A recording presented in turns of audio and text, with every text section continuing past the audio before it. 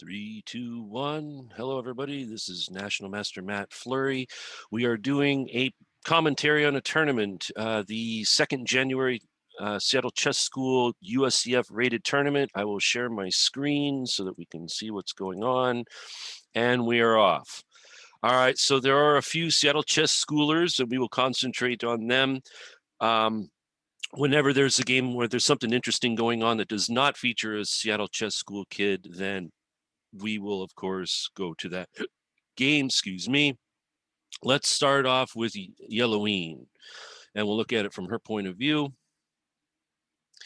Okay. So we see here that she obviously likes the newer style hippopotamus with the double fianchetto and the knights like this. A3 is usually played to stop knight to b4, as is h3 used to stop bishop g4 or knight g4. Here, Yelloween has played a4, and of course, this knight is now starting to dive in right away. So perhaps Speed Pro, who is, I believe, the #1 player, or maybe not the #1 player. He was the highest rated player for a second. And then Pukul Pro entered the tournament. So he is now the highest rated player. Oh, this, wow, game already ended. So I guess we'll take a look at this one, even though neither one of these are, whoa. Okay, so D4 followed by C3 followed by C4. Extremely interesting. Black's going for a type of rat. Okay, so this is most unusual opening. And then here, the bishop did not get captured. So it looks like white got checkmated, just like that. All right, so a rocky start for that particular player, whoever was playing white, but perhaps this is their first real tournament. So you can see here that you join a tournament, you usually get some players who are very serious about their game, or at the least very serious about improving their game. All right, so here let's look at Pukul Pro. He is the #1 highest rated player in the tournament at 2189. He's playing his favorite King's Indian attack. He plays the structure with both colors. By the way, this is one of the few structures that you can play with both white and black and get a reasonable game pretty much every time setting up like this. And so this kind of shows off why it's popular. It's something that you can force, and you basically get you at least get a playable game. You don't always get a big advantage out of this. And of course, your opponent, knowing that you play this way, they can prepare for it. And there's a number of ways that you can fight against this type of structure. Nevertheless, it does cut down a lot on opening study time and so forth, and you can concentrate more on middle game plans and all the different ways you can utilize the pieces when they're set up like this. There's variations where you can play for e4 by putting the queen on e1 or the rook on e1. Sometimes the knight can go on to h4, chase down this bishop, and then enforce e4. You can play c4 in some cases. Here he plays c3, which is another way. This lets out the queen. Queen could go here or here. Also, white might be going for some sort of queenside assault, depending on how black sets up. So a very flexible setup here for white as well. So this is well within Pukul's comfort zone. So he's already got something that he likes. Okay, so let's go to another. Let's see, who else is in the Seattle Chess School? Let's go to iPeople. He's playing a guy that has no games to his credit. So that's always scary. Okay, so iPeople is a confirmed f4 guy. So if you play e5, he'll try to play for like knight c3 and f4. If you play the Sicilian, he'll play for f4. You play the French, he plays f4. If you play the center counter, he plays e5 and f4. You just f4 is part of his blood, so he has to play this move. And here he plays it against the defense I was just mentioning that Pukul plays, except here he plays it with d5, which looks correct here because all the light squares are going to fall into black's possession. Yeah, like after this, yeah, here this light square bishop is good. Um, Another possible maneuver here was knight g4 h6 to f5, posting the knight on f5. This is aggressive. So let's see. So here he actually trades it off and then fights for the center. Okay, so he's trying to rip open the f file. He's trying to also destroy white's center as best he can. However, this does help out the white rook and the dark bishop. Also, this square becomes weak. So I don't know if that trade actually helped black. Well, I don't know. That bishop looked good there. How about rook b1? How about h3? Um, this seems like a waste. Oh, and then he trades his bishop. So he's even lessening his grip on the light squares. He must be an exchangeaholic. All right. Well, that blunders the pawn. Look at this. So iPeople gets the first attack.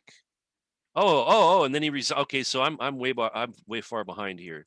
So let me catch up to that. We just saw it right when iPeople won a pawn well, not by force, but it was just given to him with check. In fact, that was also given to him with check, but he didn't take, which is interesting. The pressure here, I guess, is still great. I guess this is one of those examples of the threat is stronger than the execution. Here, I don't see anything wrong with the execution. Um, in fact, sometimes it might be a mistake to not execute. Maybe that's the newest quote. So here, okay, so pretty logical way to proceed with the attack. Rook takes, so this puts unbearable pressure here. In fact, knight to d8 actually defended. Here we could defend. Now this is extremely unpleasant for black, but still, I mean, you have to play what you have to play. Probably he's got a can opener if you play knight to d8, which looks really hard to stop. Anyway, so he goes like this, which of course loses more material, trades down to a rook versus knight endgame, which should be easily winning for white. Two squares diagonal. I like that move, this type of move. Two squares diagonal because now the black knight needs 3 moves to just unleash a check. So you have 3 moves to defend yourself with. Here he's trying to promote a pawn. Why not? Protecting the pawn. Why not? Check him. Capture. Now that's interesting because it looks like d6 forces home both pawns. So you could make a queen. Here he busts up the pawn structure, which I guess is the next best thing. He does lose his passer here, though. And then he even blunders Harry away, which was not captured. Here he blunders his horsey away, which was captured. So, all right. So reasonable play by iPeople all around there. That wasn't bad at all. Good opening. Good middle game fight. Uh, Reasonable attack once he got the initiative. Okay, so pretty good. Let's go to Arctic Whale. Arctic Whale is a mad attacker type, which is very pleasant to watch. Offers the fried liver attack, but this was not accepted. In my opinion, this has to be White's strongest move in this position. Just simply guarding the pawn in the least expensive way and just continuing on with development. No need for all these different gambits like d4 or knight g5, or I know knight g5 is not a gambit. That's more of a gambit acceptance. But okay, so here, of course, the main move is bishop c5. Some players like bishop to e7, mostly taking it into like Rui Lopez type structures. This is by the way, this particular setup is really good in Crazy House with this idea. And a very good defense for the Crazy House players out there. Anyway, so this is regular chess. So take and take. Now the knight must move, but the bishop is blocked out. So that could be important later. She goes after this bishop, but it's not clear that this bishop needs to be got after. I mean, this diagonal is not open. Um, so, I mean, I guess the only other move would be knight to b8, and then we could try to recycle the knight or recycle the knight, something like that. Here, going after the bishop, this was achieved. C6. Now that I would not have played. In fact, here probably just f5. F5 and just get on with it and gain some space on the king side and try to play for there. C6 just opens up, well, first of all, yeah, it just opens up a file for white, although white didn't take that opportunity. Then F5, but yeah, this might be a very important pawn break here very soon. G3, yeah, F4 looks pleasant. E4 was played. Okay, so that forces the knight to go to a good square. Yeah, that's always important. A lot of times, if you have pawns and you can attack stuff with the pawns, um, not, not you wouldn't necessarily do this every single time because I mean sometimes like in this position when you kick the knight, yeah, sure, if the knight goes to d2 or something like that, then it's probably a good kick. But if you kick the knight and they end up on a square like this suddenly, you've just given your opponent attacking chances for very little reason.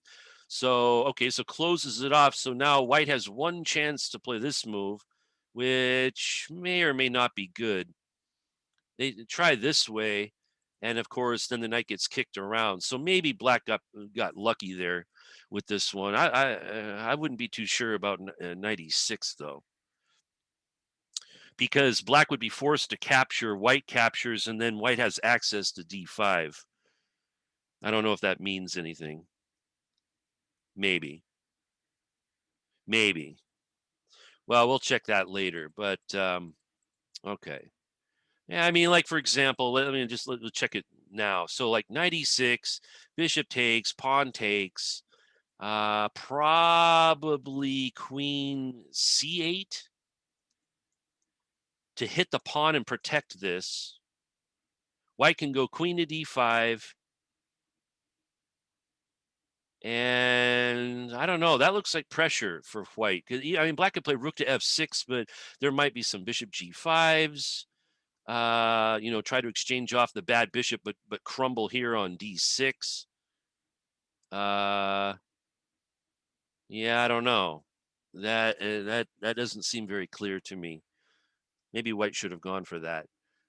So anyway, so here bishop d4. That's a nasty check. This was a pawn though. Take. Probably this is probably a deliberate pawn sacrifice, which allows the light bishop to get into the game. It was not accepted, so here, of course, e3 can be played if. Oh, and was okay. So f4, gf. No, no, no, no, no, no. The idea is that when being attacked, it's good to close files on closed diagonals. So like a move like g4 closes the diagonal.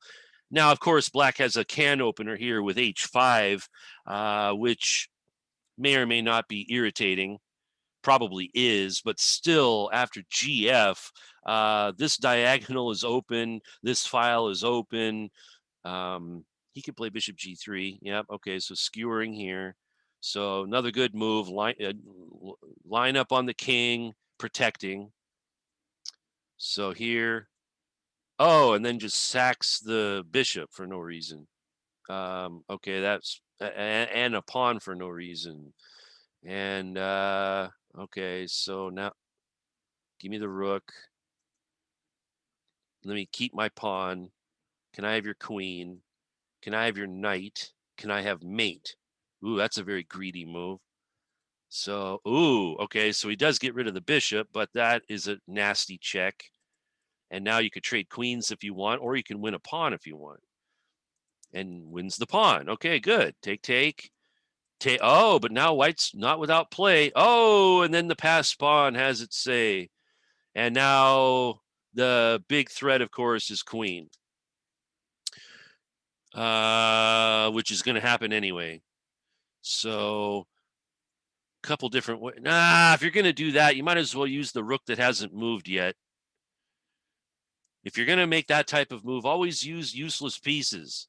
That rook on e4 was already supporting the pawn. Also, you could have just made a queen. There's no reason to get fancy here. But yeah, if you're going to make a move like rook to f8 or a rook to the f file, use the useless rook.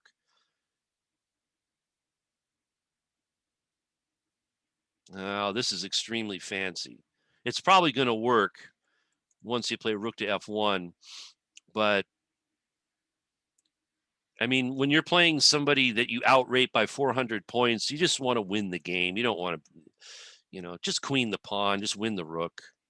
I know it looks artless, but it wins the game. I note here, Arctic Whale has used no time at all. It's playing extremely fast, so all these moves must not be a great big mystery. So is this the idea? Yeah, okay, very good. So, yeah, all right. Capturing here is going to make mate, so very nice. Very nice. Good, unusual technique, but it was very effective.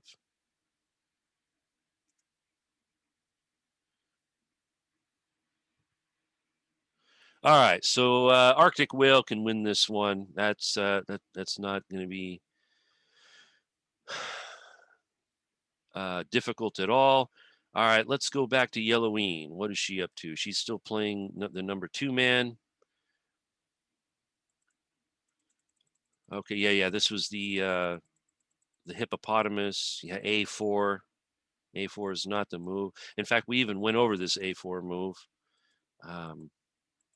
Yeah, and this bishop isn't quite nearly as good. White's position is, oh yes, and now here's another move you can't allow in the hippopotamus. Once that bishop goes, now white is a lot worse here. Has hard time defending light squares. Yeah, look at this. Now the hairy attack is coming. Yeah, and this looks really good for black. Bad bishop, bad rooks, bad knight on d2. The queen is bad. All of black's pieces are wonderfully placed. Even this guy here, he has great sack potential after supporting the h4 break. Yeah, now like right here, this even might be a move. Maybe you can even preface it with queen g4. Actually, that looks really dangerous, queen g4. Queen g4 threatening here. Although, wait, well, rook h1, maybe there's a defense. I don't know. It seems bad. Well, okay, maybe we don't have to go crazy here. Maybe queen f5. Maybe just try to build up a little bit. Queen f5, followed by knight g4. That looks a little more professional. Queen f5. I mean, I suppose if you wanted to, you also have b5. Well, he does go for this, but this does run into rook h1. Oh, no, it doesn't run into rook h1. This is hanging. No. Okay, so that's why I want. Okay. I knew the instincts weren't that terrible. Yeah, queen g4. So that's putting pressure here. So rook h1 is impossible. So this is a big threat now. And if the king is forced to waste another move, he may just take this anyway. Depending on what happens here. So this could be not so good very quickly. All right, so while that is being defended, let's watch Kings in the Corner. He's playing somebody, Elmer Pink Animals, EPA. EPA is up an entire rook. We shall see how that happened. Queen to d1, overlooking knight to h4. Uh-oh. Yellowing's in some trouble, is in giant trouble here. Let's see if Speed Pro can find knight to h4. He does. Okay, that's not too terribly difficult. And that should be the end of the game. All right. So yeah, queen g4, taking advantage of the light square. So that's the lesson here for all hippo players is once you fianchetto these bishops, first of all, the diagonals should remain open for as long as possible. Second of all, you should never, at the very least, trade off the one that's defending your king. Once that happens, then the squares around the king become weak. So the way normally to defend against this type of stuff is, so instead of queen c2 in this position, the correct move was to play h3. And if they do play queen d7 double hitting on h3, you just play king h2. And then, you know, suffer the consequences of playing the hippo. But what you cannot do is let the bishop get traded. And then this just allows a massive infiltration. And this guy, yeah, black can do whatever he wants here.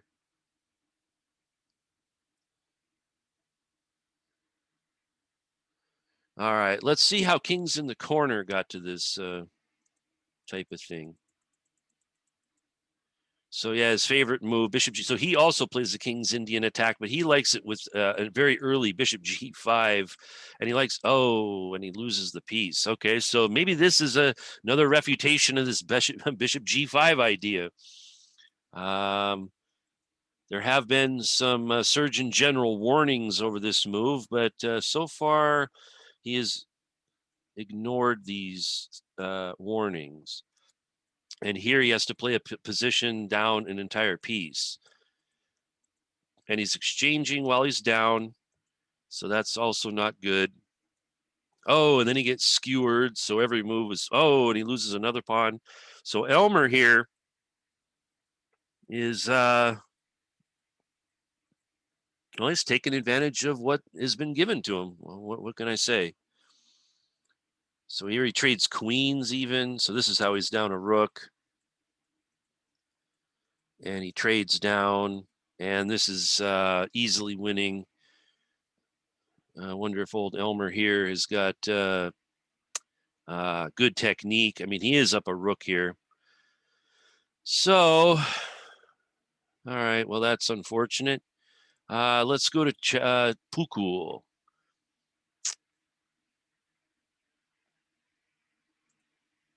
Right, okay, so this is the King's Indian versus the London type of setup. So he goes, yeah, so there he went for the Queen E1, E4 plan. And so wins the bishop pair. That's not too bad. So here he's gonna get the full on. Well, okay, not quite. He does save the bishop.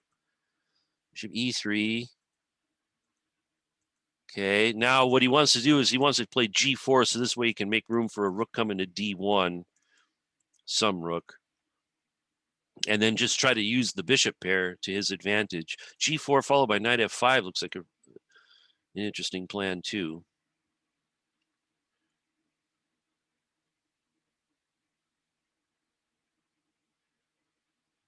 I wonder if F4 is an idea here. Let's see what Pukul does. He's got some interesting options right off the bat. While he's sitting there thinking, let's check out the progress of Yelloween. Yelloween actually managed to trade queens, but is and actually got two pieces for a rook. But she did have to, oh, look at that. Black has got all 8 pawns. Wow. And white's only got 4. So what is this? So it's rook to rook, bishop to bishop. So black has got a rook and 4 pawns for 2 knights. Also the king. Okay, so actually make that 3 pawns. White just won a pawn back. But the other price is that white's king is now in outer space versus 2 rooks and a bishop. Black also has this monster pawn on D3, so I would assume C4 there. And Pukul went for knight F5 right away. So he's hoping that white will exchange, which will open up the diagonal for the light bishop, also threaten G4. So black, let's see if black takes. How could he even save his bishop? I guess not. So actually that's not takeable. So that's a very good tactical move. All right, good work. Oh, wow, he didn't actually save the d3 pawn. So let's go to this game. Yeah. Is this? So what's the point? Is g6 mate? Is rook h6 mate? No. He's playing for mate, but this was a passed pawn. So like one move ago, we were thinking, c4, which not only imprisons the dark bishop forever, but it holds on to the passed pawn forever, and seemed rather logical. But he goes for this. Okay, so this means he's playing for checkmate. So he's up 2 points in the 2 pawns here. We got 2 pieces for the rook, but the 2 pieces are down here. How did they even get this wild position? It looked like the black just had. So let's see. Black played this check. White ran. Black won this pawn, which probably should force resigns. Knight g1, offering a trine quade, which was accepted. Takes. And then he threw in knight g4 check. Is that even necessary?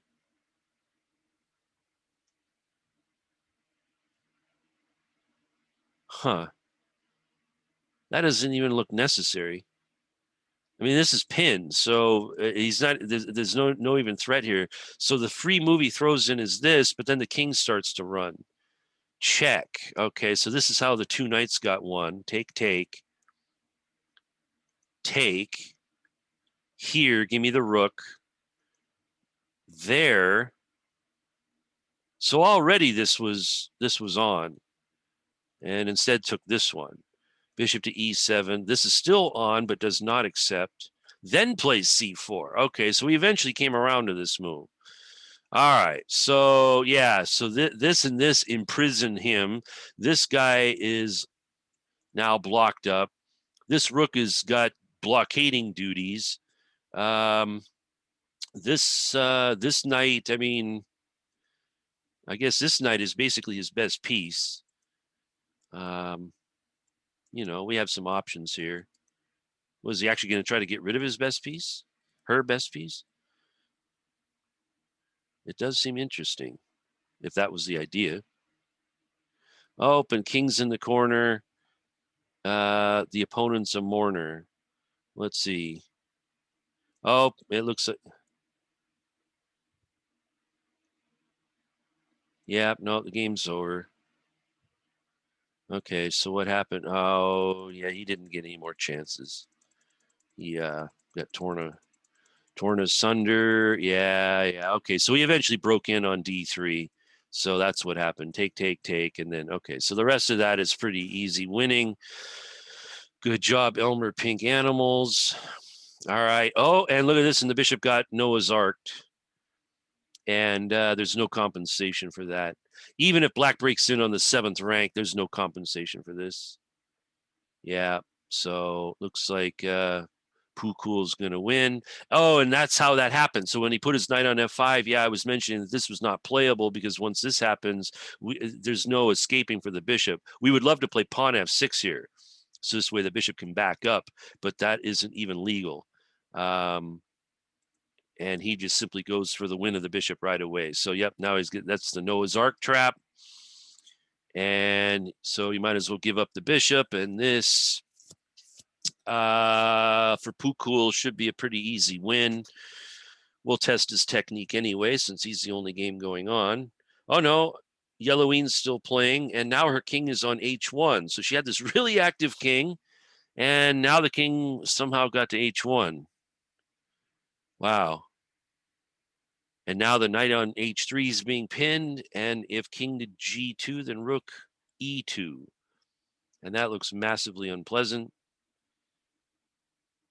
And if king h2, then the same thing. So how did that king become an active? Oh, black's trying to do something, but it's only one queen. So this is one important thing to remember, is that usually your opponent can't checkmate you with just one queen. They need some extra help, like a rook coming down or something. I would expect this move, or here.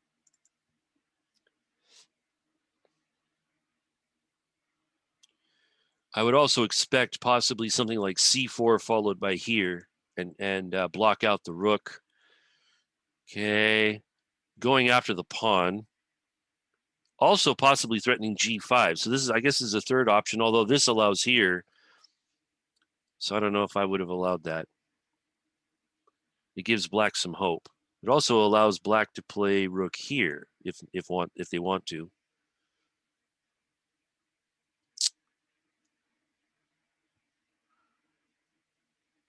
Oh, and Speed Pro is slowly moving in.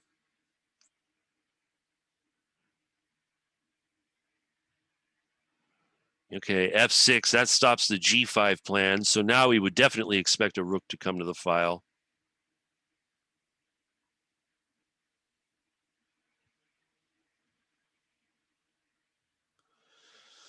Yep, there it is. Threatening bishop here. And really closing off counterplay.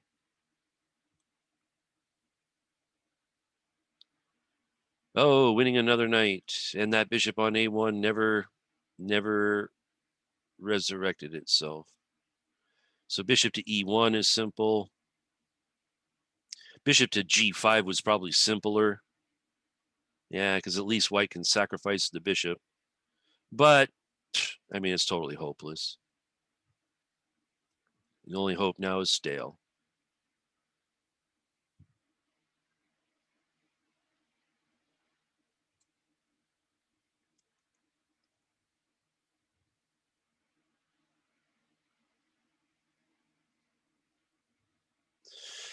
Okay. So maybe resigns isn't that terrible of a prospect. Okay, c4, that's very great. Now here he's probably planning on posting the rook up on d5, so this way he can improve both of his rooks rather than posting up the bishop.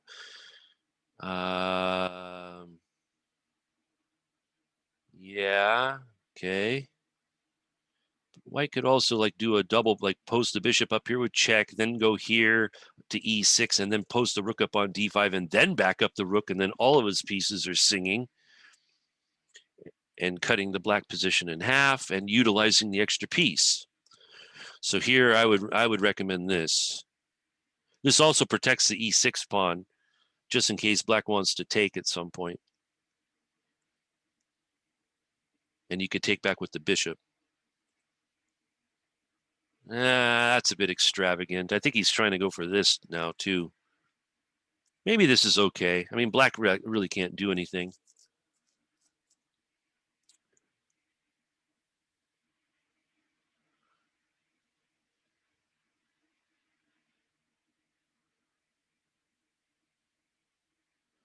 Seems okay. And it looks like Yellowwing either resigned or got mated. All right. That just leaves Poo Cool.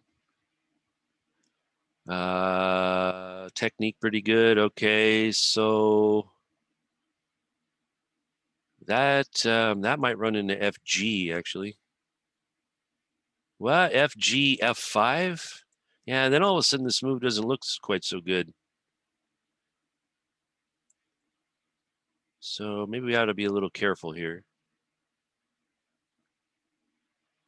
E4 maybe? Just close it all up in the center.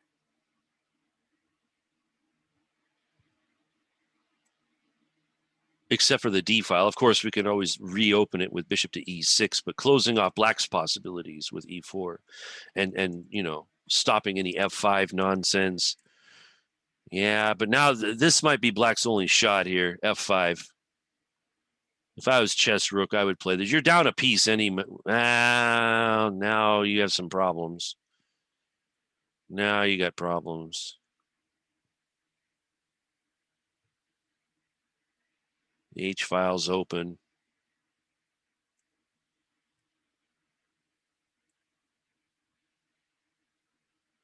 Now maybe black can get away with this and this. King G7 and Rook H8. Maybe. Still down a piece though.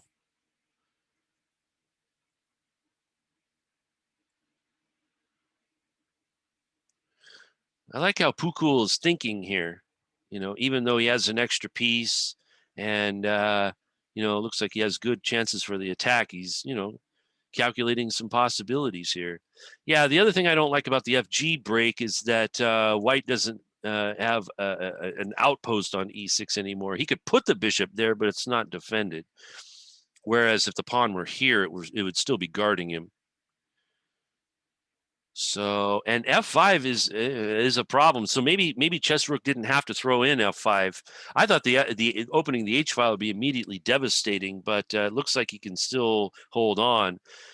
But one move ago, I mean, this looked really interesting to do this first because you have some possibilities of gaining some counterplay, but it looks like he can even just get away with this. Yeah, recognizing that his king isn't so awesome on F2. So yeah, the king could just mosey on over here if you wanted to and be totally safe on B1. Maybe you have to play A3. The king side's a bit drafty now, so why not run away? Yet another plan. Rook F7. Rook F7, we can take this one. What's the big deal? Be up a whole rook. Yeah, Rook F7's a blunder. He didn't take. Oh, very nice. Here, if here Queen takes F6, which is even more devastating.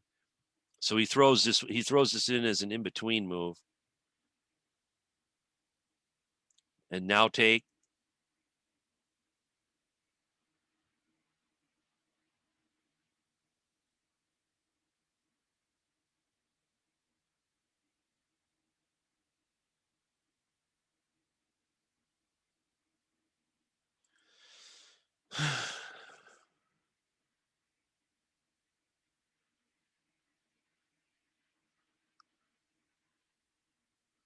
And Rook H1 is interesting. Threatening mate. Actually, is that hard to stop? If Rook H1, that might be hard to stop. Rook H1, F5, G5.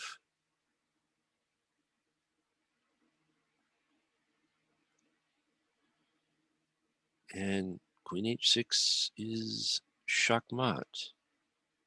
Huh. Okay. So he's got a couple of options here. Just simply wow, he goes for this one. Which that seems really weird to me. Why there?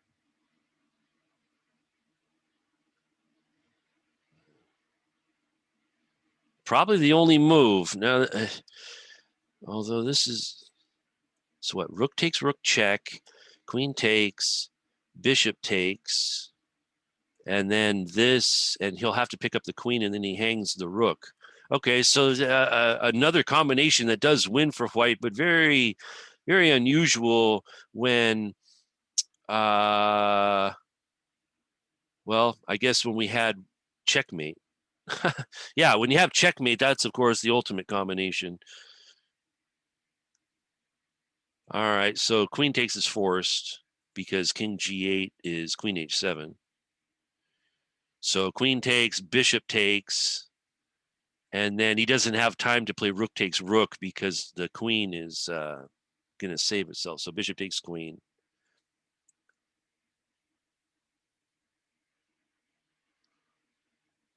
Yes, and then, right, so this is hanging, and black has to take the queen. Yep, and then we just take the rook. So that's an easy win. Black does have some passed pawns, but that's not going to be enough. This king is too close. In fact, probably just here is more than good enough. Okay, well, I guess we could take that first. Here is good enough.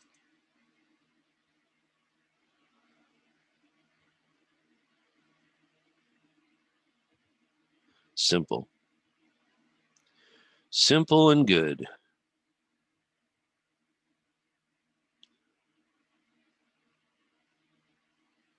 Just simply check them, I would say.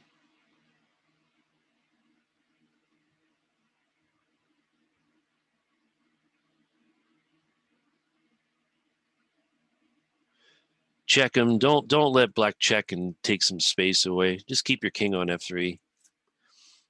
No, well, okay. Again, strange.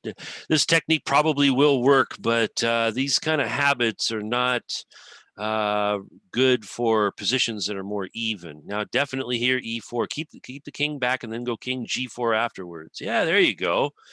Block this up. Give your opponent no hope at all. And then here, simple.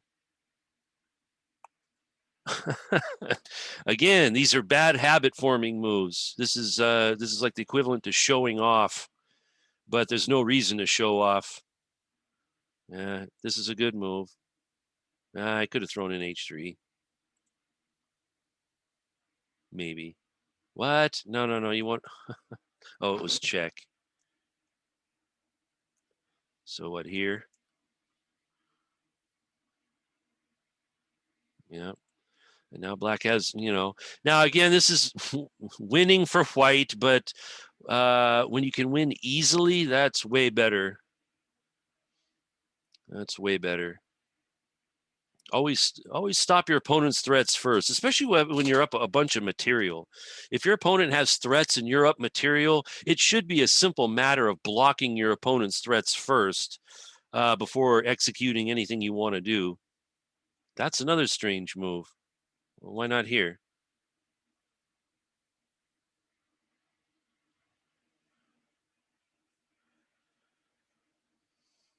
I mean, stop your opponent from doing. Like king here would have stopped this guy from moving. It stops this guy from moving. How can that be? How can that be bad? You have a million extra pawns over here. Oh, well, so here probably wins, and then sack the rook for the g pawn, and then yeah, that's okay too. A little slower, but it does win.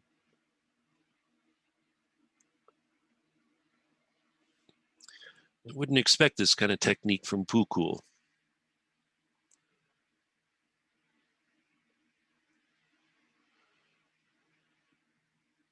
Yeah, like even sacking here wins. Just sack, pawn takes, king here, and resigns. Yay, there you go. Let's simplify this. Even that wins. Even if he comes back over, he still can't force the guy through. So Chessrook can resign. Yay. All right, that was mildly interesting. Next round, 2 minutes.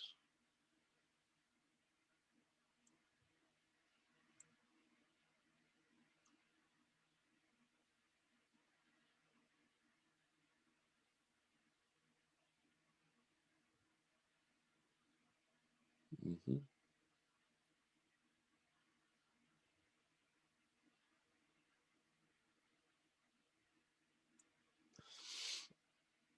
All right.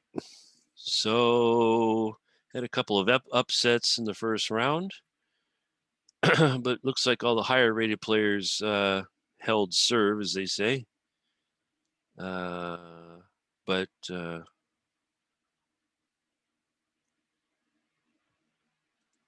let's see. We had a draw. What kind of draw? Oh, the book draw. Okay. Not bad.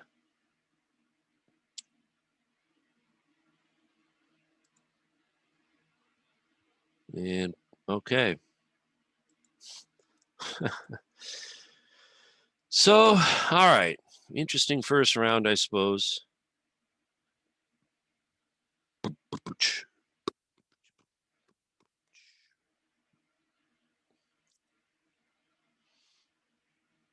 All right.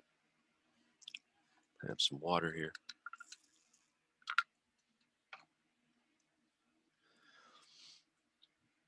All right. So hard to predict the next pairings here. So we'll just wait for them to happen. Maybe it is easy to predict. I just never studied the. I mean, in Swiss systems, it seems kind of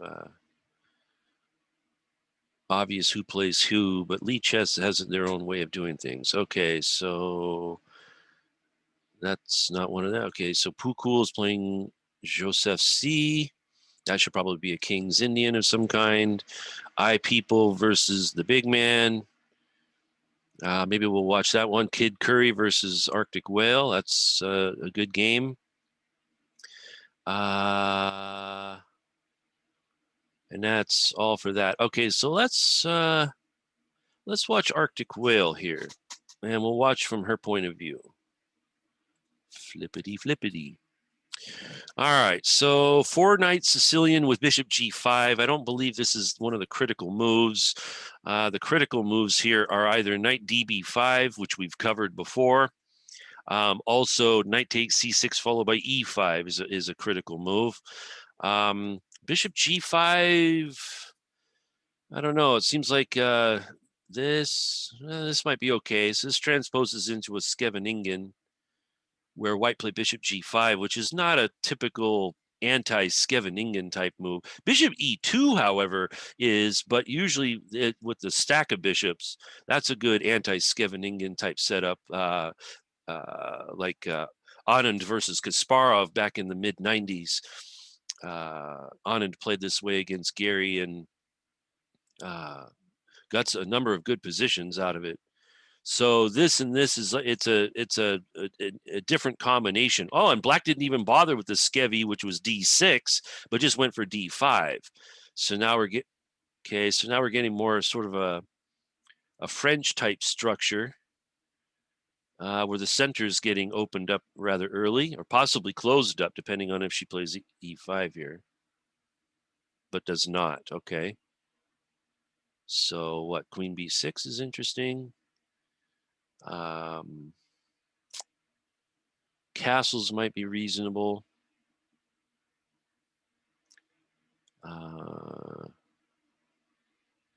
H6 was played. Okay. So this move prevents a rook b8, which seems like a logical post for the rook now that the file is open. That's why I was suggesting queen b6, because that prevented this move. It also put pressure on b2. So, but white got in castles, and I don't know. I would say most Sicilianistas would like black here. More pawns in the center. White is a bit discombobulated with these two moves. Okay, then plays this move, so this wins a pawn. That looks like a tasty pawn. I don't think we get trapped here. We could just run away. Do we snack on b2? That's the question. What was the old saying? He who takes the b pawn with the queen sleeps in the gutter. Well, Kid Curry's about to test this theory. Let's see who does what here. So knight a4, queen d2, queen d3.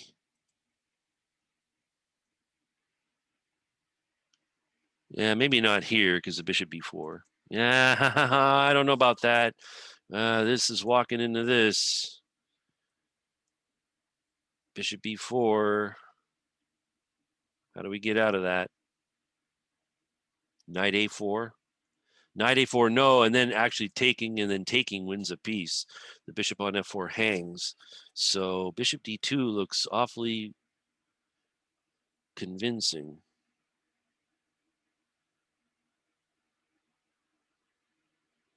So let's see. Bishop b4, rook b1, bishop takes c3, rook takes b2, bishop takes e3. That's just a trade. Actually, maybe they can get out of this. So let's see. Bishop to b4, rook b1, queen c3, rook takes b4. And white can get out of that, or white can get out of the problems as well. So maybe this doesn't win. Arctic Whale offers a draw. Offering draws when the position is massively creaky or losing or bad. Not all that wonderful. All right, so let's see. Joseph versus Pukul. Like I said, this was a King's Indian. Black only plays the King's Indian.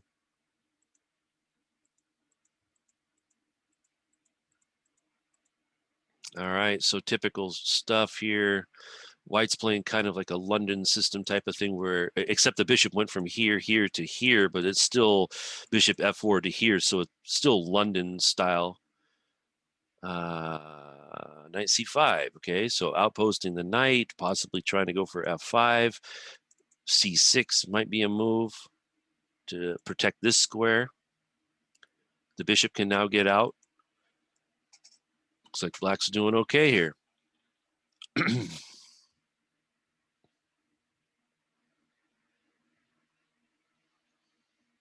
Mm-hmm. Whoa. Okay, is this bishop getting trapped? I know f5 allows bishop d5 check, but if we just simply walk out of that check, how is c6 blocked? I would wonder that.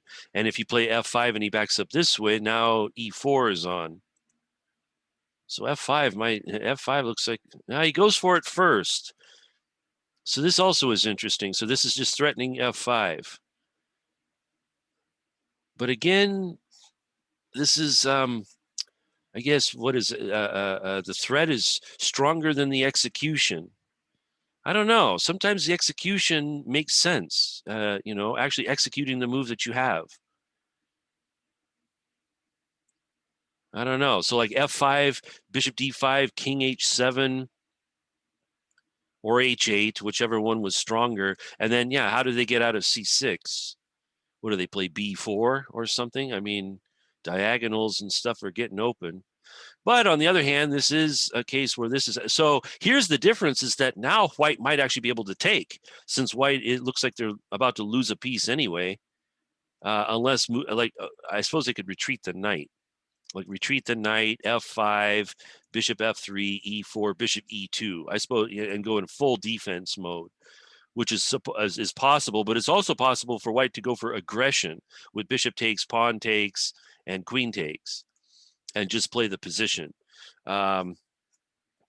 So that's, I guess that's the trade-off here.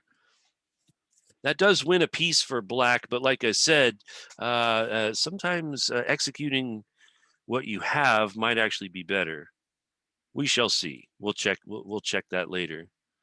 Okay, so here we'll go back to this game. Looks like Yellowine has tried another hippopotamus. Yep, another hippopotamus, and yep. Now here h6 is important, but it was not thrown in. h6 is important, but it was not thrown in. Oh, queen there. Yeah, normally the knight goes here. But okay, so castle on the same side. So this is threatening here. So again, when you play the hippopotamus, you can't lose the bishop. So they don't lose the bishop, but it looks like that there's going to be an attack here anyway. So look at this. Uh-oh. And then knight df6, which hits here, and then e5. So this at first looks really pleasant for white.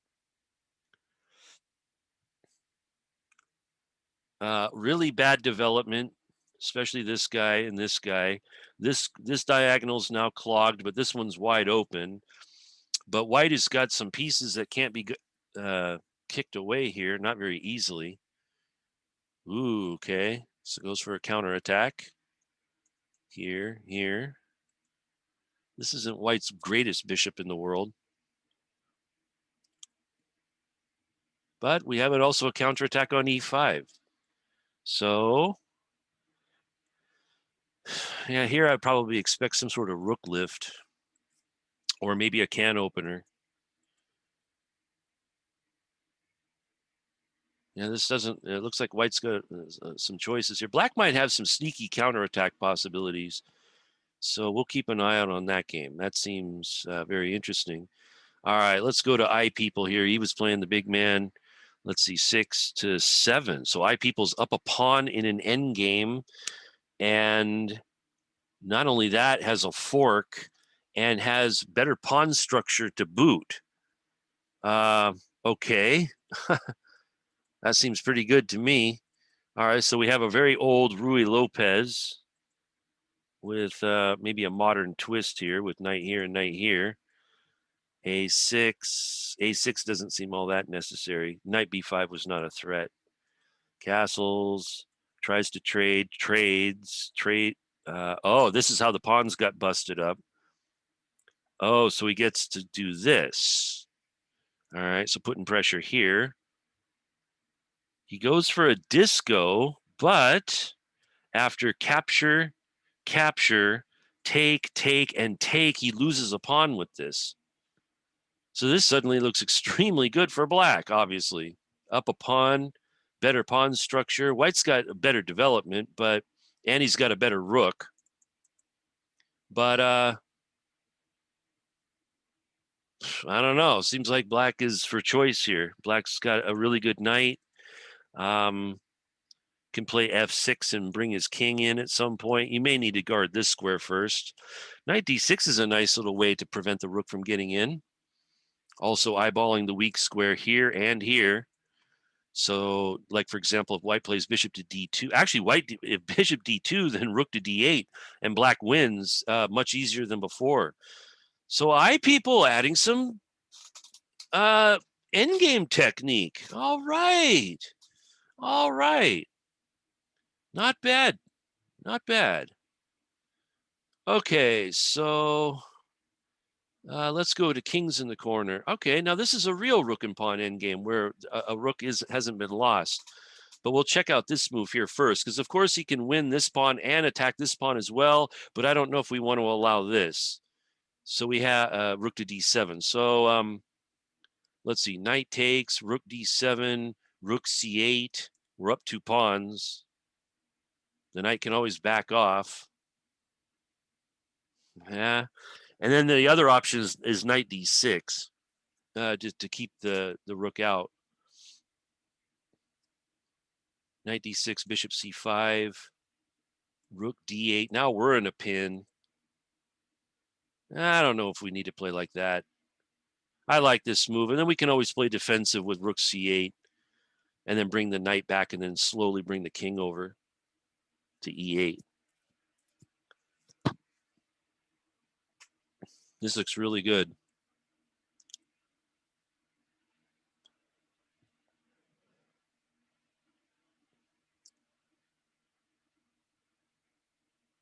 Yeah, he found it.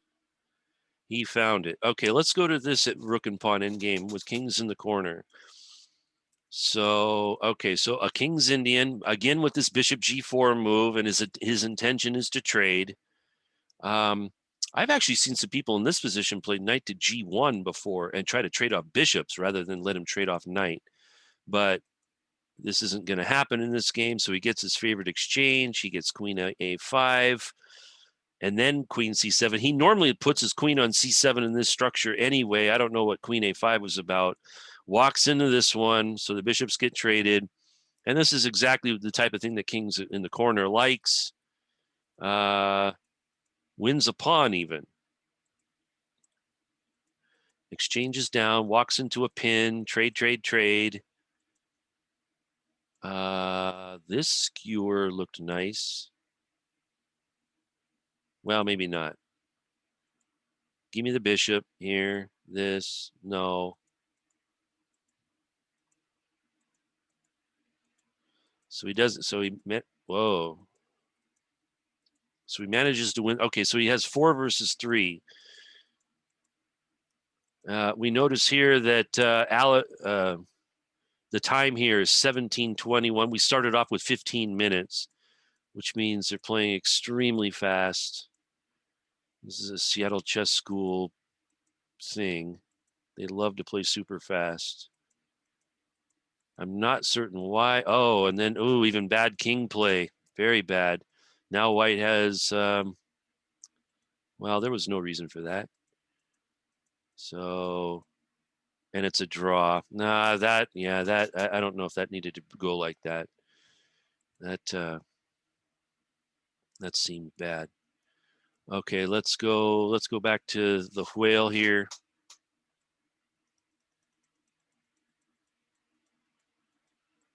Right. We had this one, queen b6, winning the b pawn. So trying to hold on to this stuff. takes the knight, undefending here, which might help. So goes for a trick, which rebounds, I think. Here, here, here. Maybe it didn't rebound. A4. Okay, so black still remains a pawn ahead here. Although white's position has improved somewhat. I mean, now the bishop is not so bad. The rook, of course, is not so bad on the b file. You will need to move him, but then you can double on the b file. Oh, but went all the way back. So now this traps the a1 rook. Yeah, one of the things about rooks is that it is, especially if you lift a rook off the back rank, if you're forced to retreat, try to go to somewhere other than the first rank. You know, like even this, even rook b2 makes some sense. The point there is that you give yourself a chance to double. We don't have to worry about a3 being played there because then we could just simply go back to b3 and then double on the file, which is how rooks should be treated. When you have to go all the way back, this simply cuts off your other rook. So I would say that black again has an advantage. Probably, I mean, obviously they're a pawn up. Could possibly even we could start like taking here. We'll give splitties over here, but we'll give 3 splitties to white, which might not be so great. Still doing well. King's in the corner, drew. This looks like black's just winning easily. Although the rooks are starting to come down, but black's got a lot of extra material there. And yellowwing's still holding on.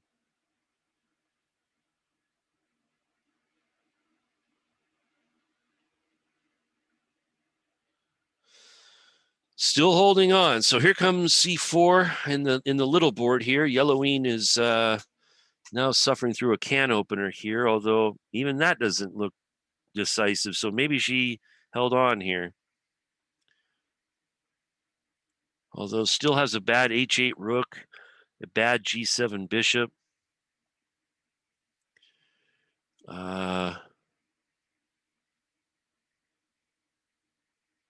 Could probably play c6 though and kick away the knight.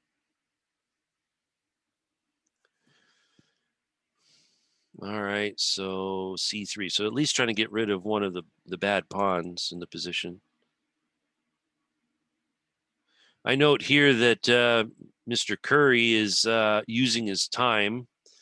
And it's down this. Arctic Whale has played very fast, as usual. Right, rook a4. So trying to use the rook sideways. You take that with the rook. You could take it with the pawn. Get a passed pawn. That might be worth something.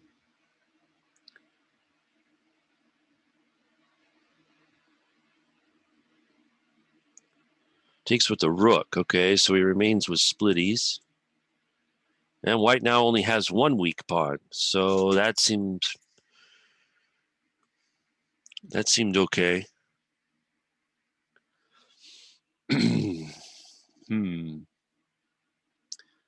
All right, so we need to lose the tempo with the rook.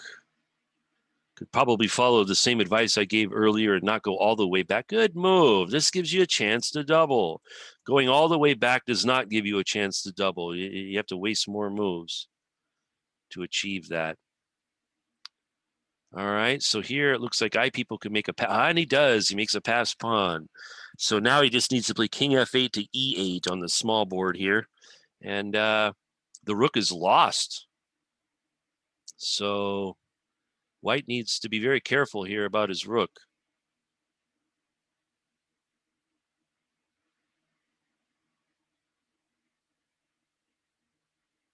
So yeah, very good. Yeah, now he can escape right away. So king f8, rook e5, rook e8 looks pretty nice.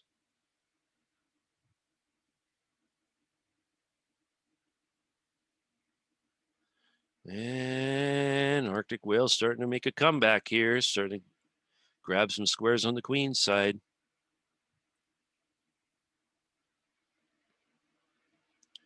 See his Pukul. Ooh, Pukul has to give his queen back, but he's up 2 bishops. So that's not a big deal. Just queen takes rook, followed by g takes h.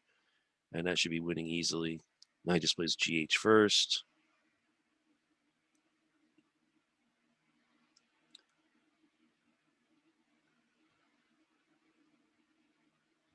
And that's winning. Okay, so, wow, Yellowween stole a pawn. White's starting to crawl all over the queen side here, but the extra pawn might mean something. Move your bishop back to b7, get some of these pieces off of you. That seems okay. And now here I was suggesting rook e8, getting behind your passed pawn. There you go. That's a good move. And now e3 might be actually a big giant threat after this move. And it might be hard to stop this pawn. Maybe. I don't know. No, maybe not. King f1. I guess he has king f1.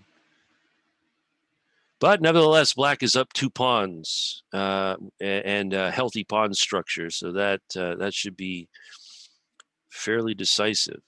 Not bad for I people, especially since, okay, like here, c6, just simply guard the pawn.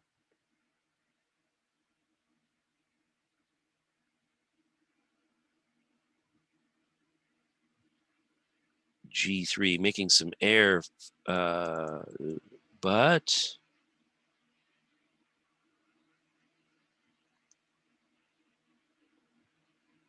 also the king's starting to look a bit drafty. And bishop to d5. So black's got a couple of good outposted pieces. If white could ever play e4 on this small board there, that would look really bad. But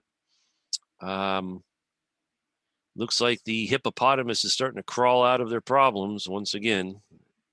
The nature of the hippo.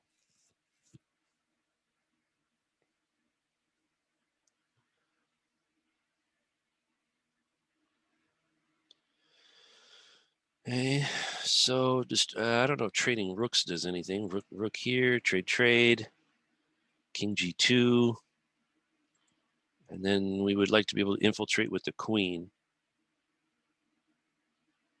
This seems difficult. So instead, goes for f3, taking advantage of white's last move.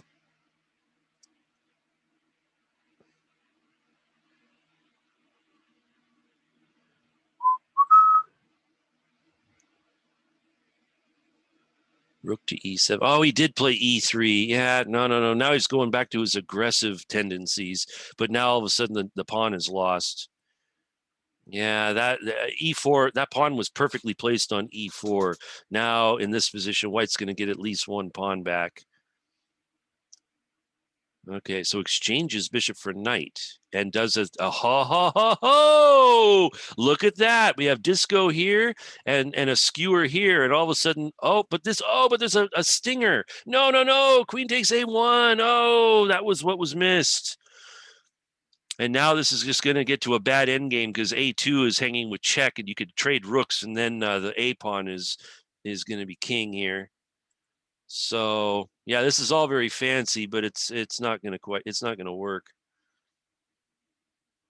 Yeah, just simply queen takes a2 check, and then followed by a trade of rooks. And black has giant two pass pawns here. You could also trade rooks first and then take the pawn with check. It doesn't really matter. That's all black has to do, and then the a pawn is going to score. Okay, so it was a nice little trick there. I didn't even, yeah. The one problem is that when you do this discovery on this rook, the problem is that the undeveloped rook, the rook that never moved, is the thing that gets picked on. And this has happened so many times in chess. Someone should write a book about it. The undeveloped piece getting picked on. Anyway, So, and then, yeah, now he goes for this ending. Black has air already, so this is not even interesting. Just like queen b2, probably just easy win.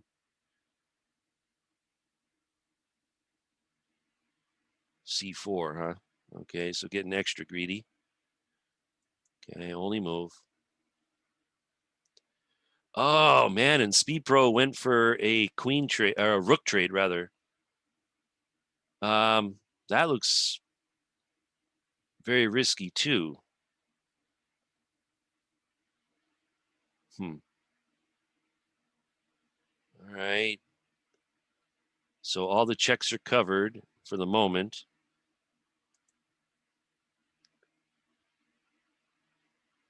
And if queen takes pawn, queen takes pawn. Well, that threatens nothing. So this queen followed by here should be like devastating. Okay, queen here is probably okay. Yeah, that's a good move. Defending.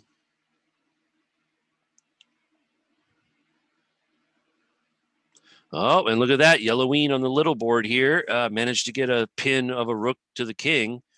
So is now winning material. White never did get their attack going there. So queen takes here, looks crushing.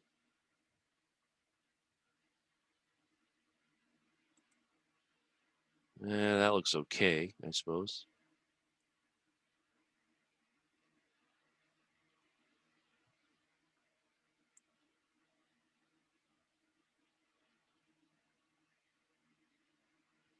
And he exchanges rooks. Okay, so here he's got a 6 versus 5, knight versus bishop. 3 of white's pawns are split. None of black's pawns are weak. So that and once the king parks on e6, the king's going to be the lord of the board here. So that it looks really good for people. We'll test his endgame technique, or we'll check the progress on it.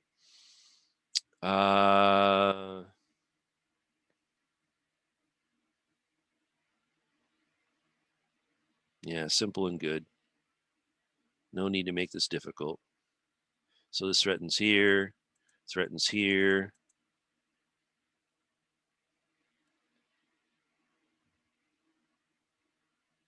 This should be simple. Queen f6 is a threat. Getting the queens off, and then that's over. So the only thing that's left is stalemate, but white's got plenty of moves.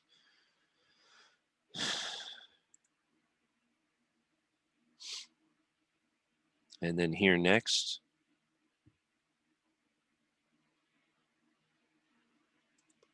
Setting up a plethora of mates. That just walks right into it. Yep, followed by here, which is a pie in the face. Yep. All right, let's check out iPeople and his wonderful endgame technique. Knight to a7. Where did he come from? Okay, yeah, so that was forced. And now he is going to reposition the knight. This guy will need to be held by the king or the bishop for the rest of time. So this bishop is bad. Yep. And now he can just play carefully. He's got a 11-minute advantage on the clock.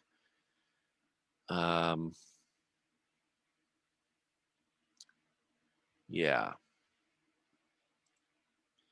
All right. So in the meantime, Yellowine is still defending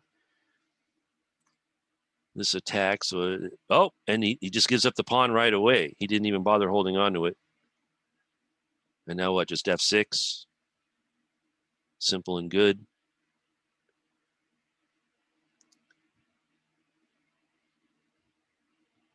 Just block out the bishop forever and ever and ever and ever. Excellent. Look at that. Okay, so his technique is improving. Speed Pro probably doesn't want to resign. I can't say that I blame him, but I think iPeople can win this one. The 2 pawns up. Okay, this move I don't like. It would have been better to keep this chain forever.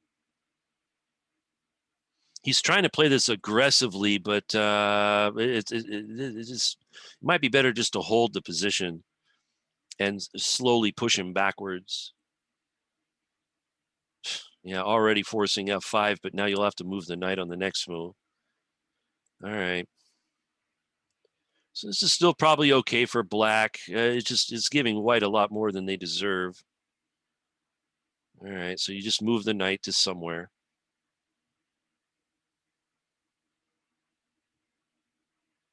Yeah, that's fine. Win a tempo.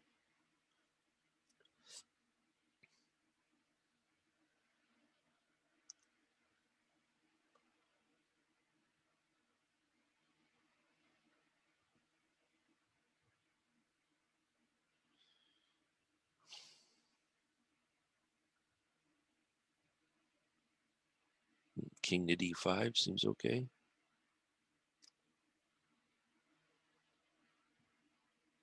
Yeah, look at that.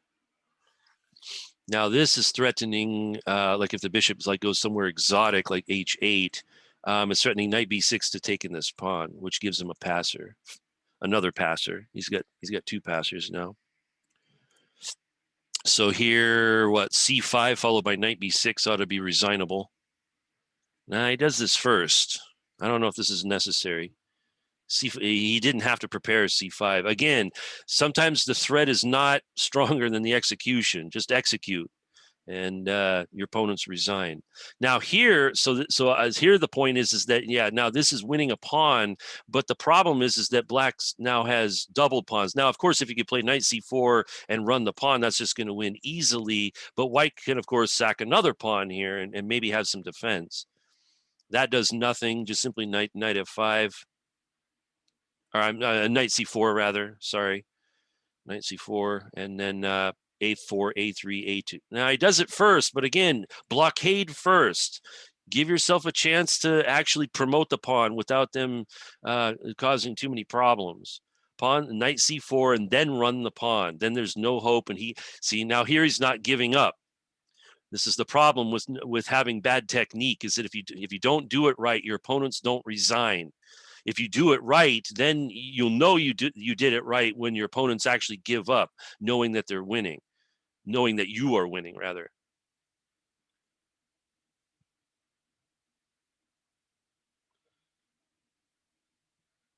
And he resigned. Okay, well, and as I say that, he played a3 and the guy resigned. So I guess I got that wrong. But nevertheless, an extremely good win by iPeople against a very strong opponent. That's how it's done. Okay, so this looks like, oh, geez, and knight c7's mate on the next move. Uh-oh. So, yep, too many waiting moves, I'll bet.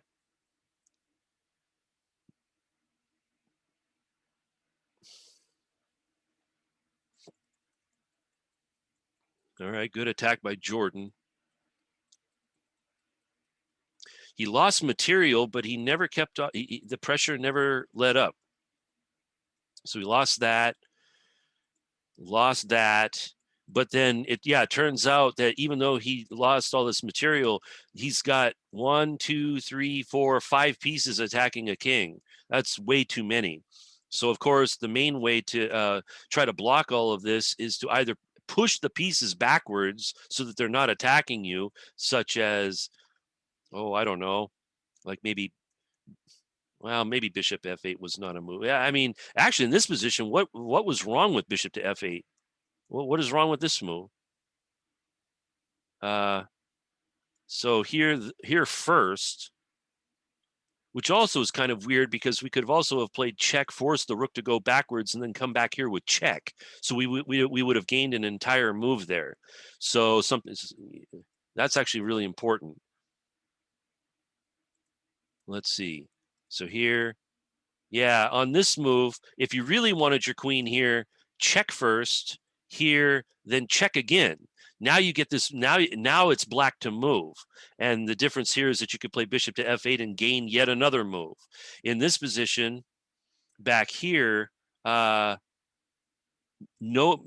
move was gained, and now white gained a move, and suddenly this is a big problem. Now, by the way, is this just out of like the realm of reality? I mean, queen b3. Yeah, maybe this is too much. Maybe it's too much. But still, that is a defense, I guess. But this doesn't work because of knight c6. So yeah, so something else has to be played here. But it might be possible that white's just totally winning. But anyway, it just turned out to be mate. So good attack. Good attack. Ongoing games. Just one. All right. So here's the exception. People call me Mr. Lucky. No, I call you Mr. Lucky. No one else calls you that except me. So don't start going crazy. All right. 4 pawns attack. I actually like this opening with both colors. This is really fun. F5. That looks like a good strategic move. Castles. Okay. So white won a pawn. Knight b6 in the king's Indian again. So I guess it's not just us.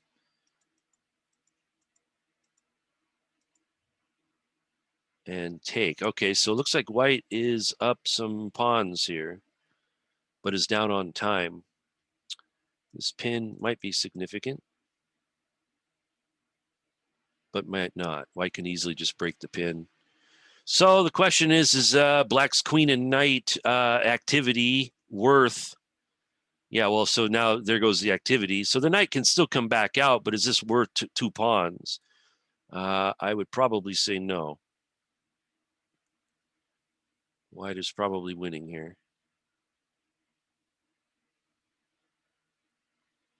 Well, let's see. 1 pawn's dropping. Yeah, queen c3. I don't know about queen c3. Can black get 1 pawn back? Or is queen h... Well, I mean, this guy hits the knight, activates the queen. Yeah, why not? I mean, this is better than suffering. Uh-oh, and I got disconnected. Reconnecting.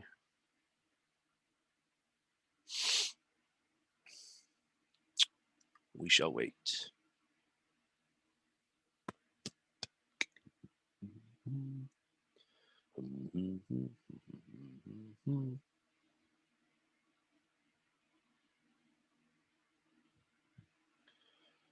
Reconnecting. Check. So small delay there. I got disconnected for a few seconds.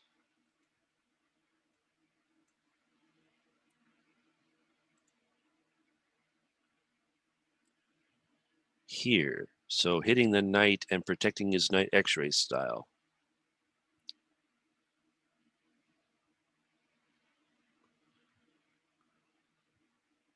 Well, that's not bad.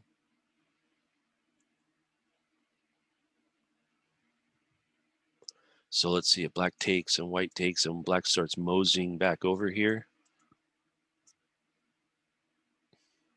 Is that reasonable?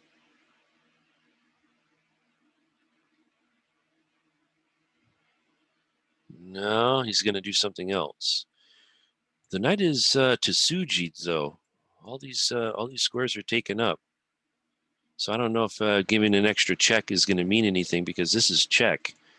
So this is forced, but now all the pieces are a little bit more passive than before. If white wants, white has a draw. Check, check. So that's always good. Now I know white's winning here, so of course he's not looking to draw, but it's nice to notice these things just in case something goes wrong. Or, for example, your clock starts to reach 0. Right. So king h7. So yeah, the pawn was being attacked, so this is necessary to guard this at some point. So he needs to activate his knight.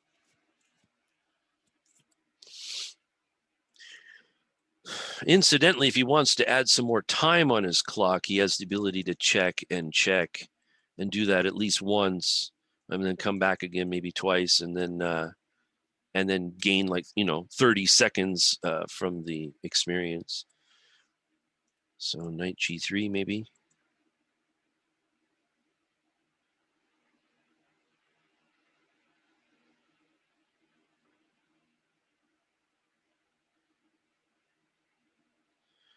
Okay, yeah, maybe king f2 is a bit much, because now all of a sudden the next knight move is check.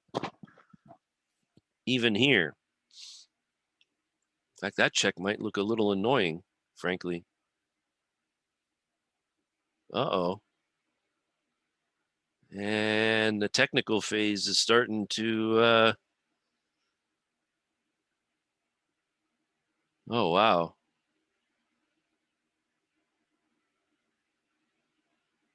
Wow, he even gets this with check even if he wants. Can even post a knight here with check if you want. Okay, so now it's material even. So now the question is whose king is better here? And white's king is more active, but there's nothing over here to go after. So black actually might be safer here. Okay, so the knight is Tsuji'd. You want to go into this end game? He does. Okay, so now he can post his knight up here with tempo. Also here is possible. Okay, but c5 is a move. Yep, and now he can't take. But this is check. Oh, he gives up the knight. No. Whoa. No, no, no, no, no. This is not. Oh, man. No, this is. Maybe black can draw this, but no, there was no reason for that move at all. He didn't even have to take. He could have even have checked him and taken on b4 if he wanted to. You could even have taken on c5 first. White takes c5 and then knight to d3 and then go here, and that's a pawn up endgame. Black just had a couple of simple moves there and instead made this way more difficult than he needed to. Okay, well, this should be drawn. No, this is not a draw. No, this is easy win for white. He's just going to attack the pawn. No. No, that was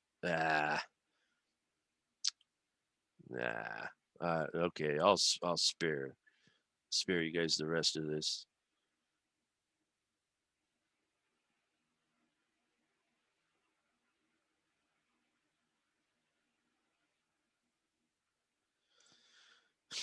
Okay, well, let's see what happened in this game here. This was a draw between knight g5. What is knight g5? I don't even know knight g5. I've never seen that move. So now they get something fairly normal, but black should use those two tempi to their advantage. b4 even. Wow. And this move?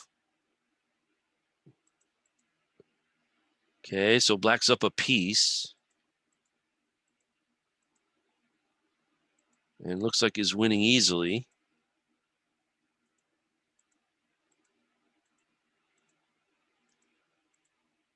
Okay, then blunders two pawns and a bishop. Then trades queens even. Now white's up two pawns. So now white is totally winning. They check each other to death.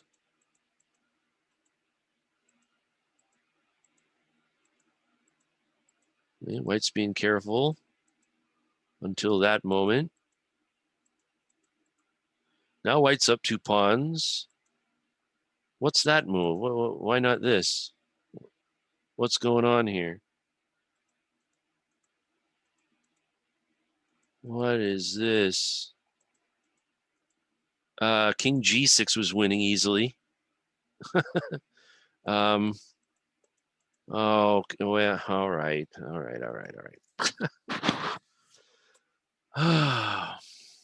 Okay, well, interesting play in round two.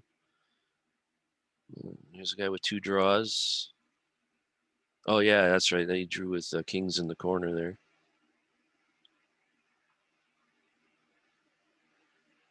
Wow.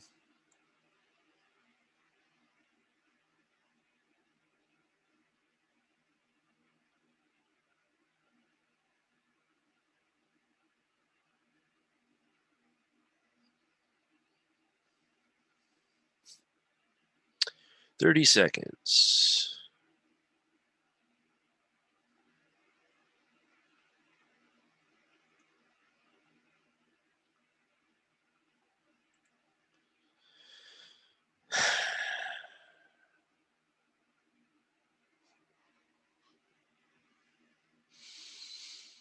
All right, let's see. So Kid Curry versus Poo Cool, maybe I People. Yep, it was. So 1 versus 2, 3 versus 4. We'll take a look at these games here. Let's see. Pawn Fork Whale.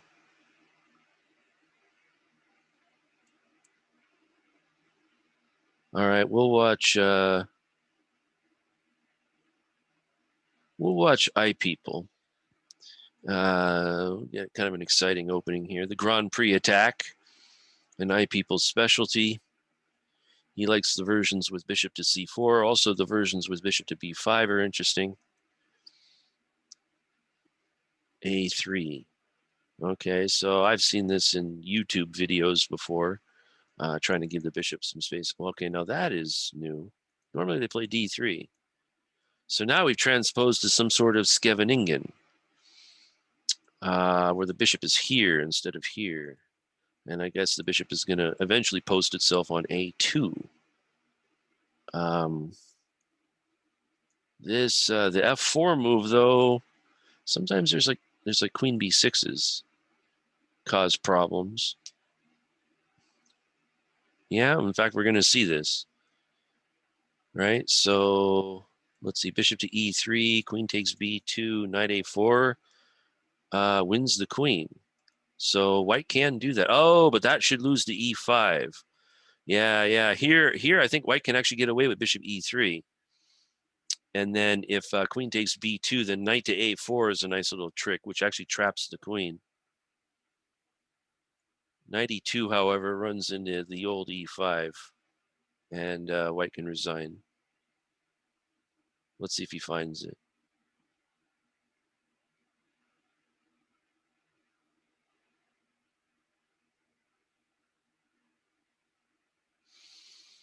Just simply picking on the fact that this is a pin.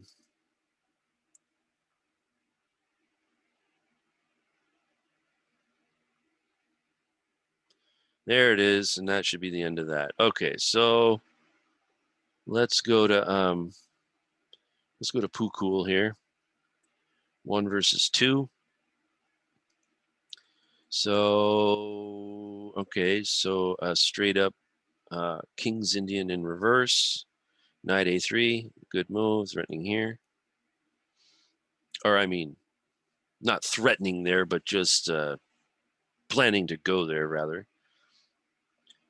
Black, of course, is playing like the most classical setup in this position. Knight c4 is going to force defense of the e5 pawn.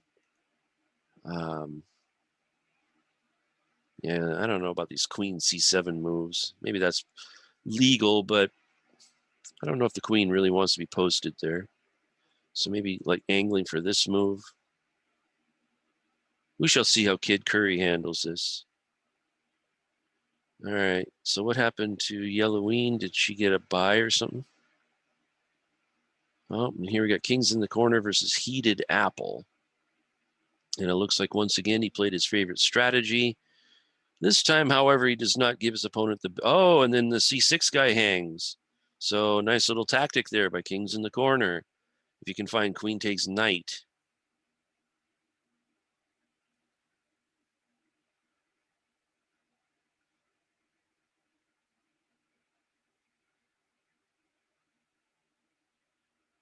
Oh, I guess queen takes knight is a hard move to play.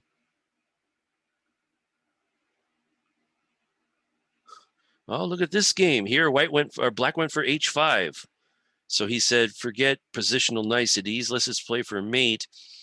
And Now he has a square on g4 to be that is helpful, but of course kingside castling is out. Well, maybe not out, but still, I mean, it's way riskier. He found queen c6. Okay, that wasn't too difficult. And iPeople is down a piece and getting crushed. Okay, so let's see what the whale is up to. The whale has no pawns on the king's side at all. How did that happen? Maybe we should check to see how that happened, shall we? Let's do that. All right, so e4, e5, so Italian. Okay, so we have a fried liver. Knight a5, bishop to b3 is by far not the best move. Take, and then we could take, see, and even here, taking with the queen has some points to it. But okay, nobody develops fast anymore like they used to. F5. Okay, now this is only an aggressive move, only if you have in castles. Unfortunately, here it's totally punished by queen h5 check, and queen takes f5 check, and queen takes e5 check, and that's how the pawns got taken. Okay, and then they all get taken, and that looks unpleasant. So here, and this, winning a knight, another check, and then loses. Oh my goodness, you got to be kidding me. All they have to do here is trade queens and then take on b7. That's an easy win. Instead they oh, but that's check. Never mind. Okay, save that. This is check. Okay, so we can get away with this move. I thought he was hanging his queen, but he didn't. And now he trades queens. Fine. And now he's just up 8 points. So go pawn, go pawn, go. So, okay, do you really want to trade down?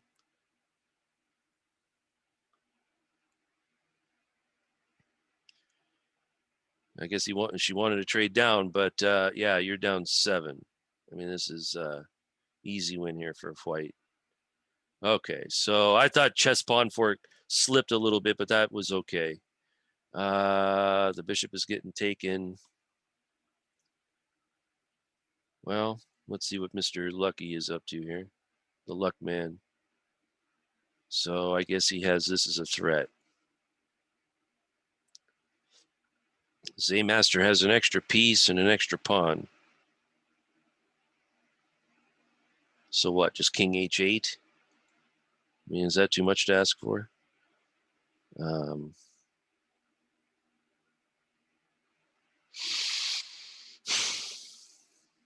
guess white has some initiative left. I mean, the queen is now cut off over here. King h8 followed by bishop to e6. Whoops, bishop e6.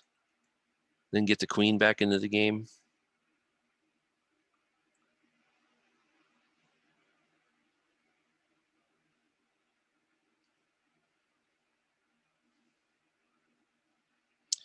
So black did castle kingside in the Kid Curry game. So he played h5 only to set up an identical pawn structure and then just castle. So he acted like he was going to attack and then didn't. That's nothing wrong with that. King's in the corner is still up a bishop, and the black king is now exposed. So that might be pretty good. Queen b5. Okay, so this is nifty, although this is an in-between move. And that protects the rook, which is important. I would expect iPeople to find that. Let's go like this. He does not find that, and he mates himself. Well, okay, so there he tried to use some luck, and it ran out right away. All right, let's see kings in the corner finish this off. Black's got some nice pieces here. White's rook isn't very nice. Neither is this rook. Bishop can go here, which is beautiful. Nothing wrong with that.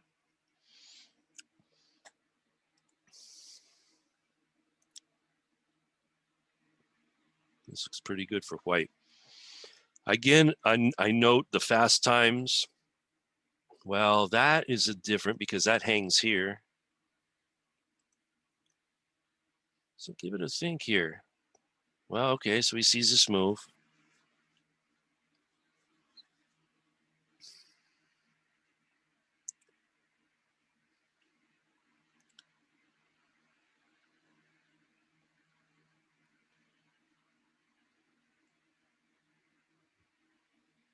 No, that hangs the rook.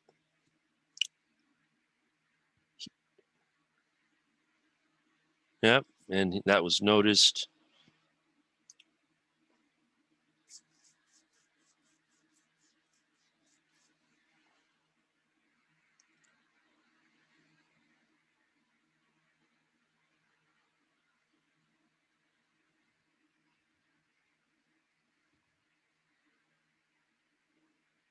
Well, using his king as a weapon.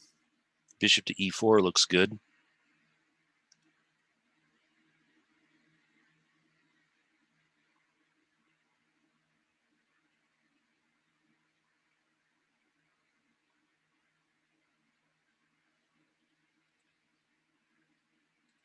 No, you can't still join, dude.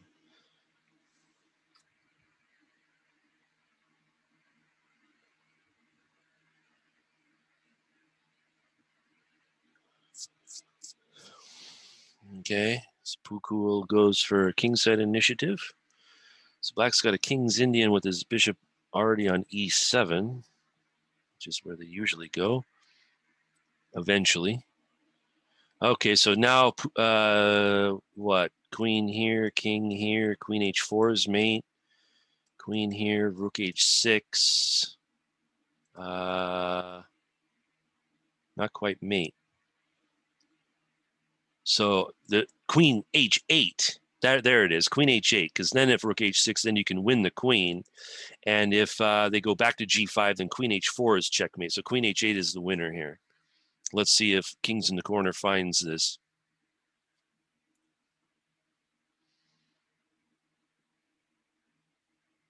Fighting back. Nope, didn't find it. What is this? So forcing king to g5, but that you have a disco, but there's no dance to go to.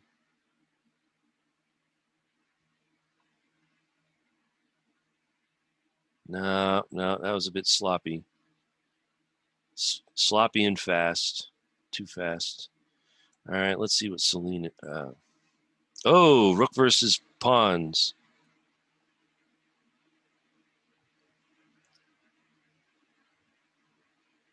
Wow, is this a draw?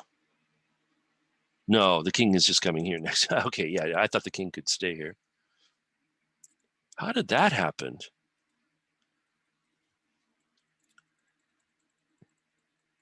Oh man, yeah, no, white was completely winning, easily winning.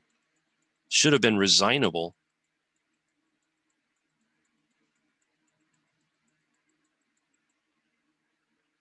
Even the bishop's getting trapped.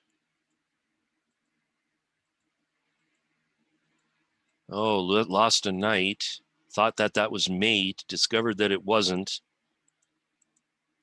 Okay, and is up 4 pawns in a rook and pawn endgame. 4. 4 pawns.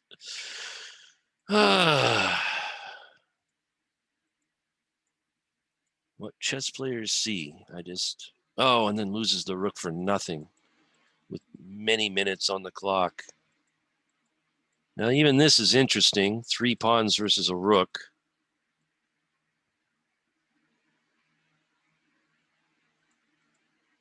No, well, nah, probably here, just this.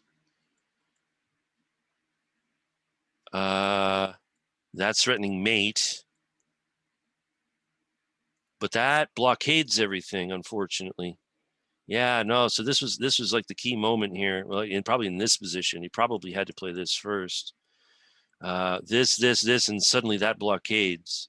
And then that blockades even better, and that blockades even better.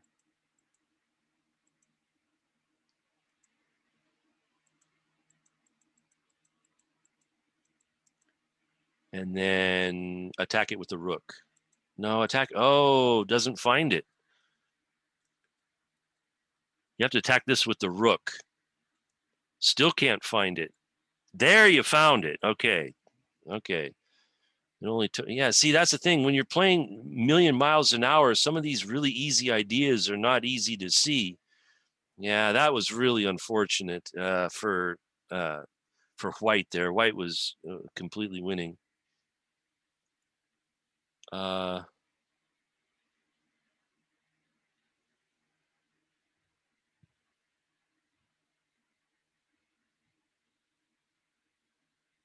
Okay, so this game's going on. Let's take a look.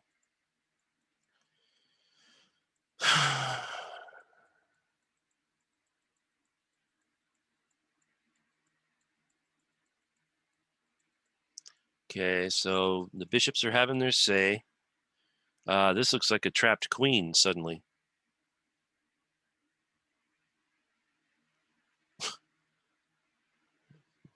And yep, there it is. And wins. And resigns. Okay, so let's go to this game. So suddenly that queen got won. So how did that happen? So he played the mistaken bishop to g6 check, went with this check, and then got his rook into play, protected everything, tried to distract the queen away from this one, and found rook f4. Okay, rook f4. So he's pinning this guy. He's pigpiling on that. That seems really interesting because it seems like rook g4 is just immediately crushing. But okay, rook f4. So wins the queen.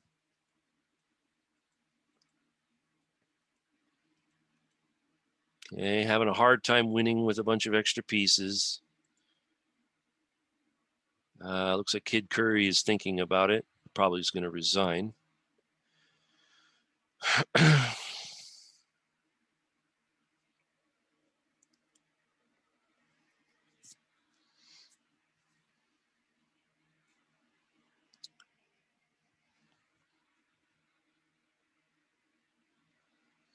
So what? Bishop to e4. Just back off. Oh, Kid Curry's going to play it out. This looks like spite to me.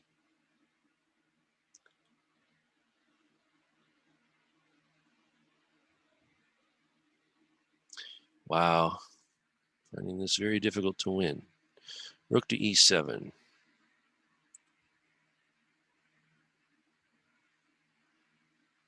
And finally resigns. All right, let's go to this game here. All right, so Kid Curry's getting crushed. Rook a7's next.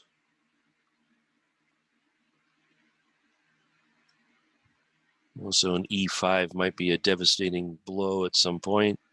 Probably have to guard d5 first.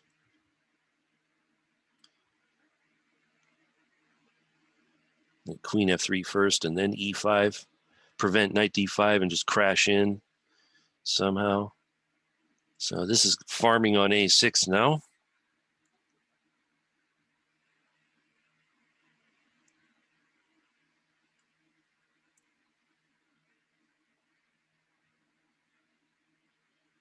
Yep, so this is the only game going on, I guess.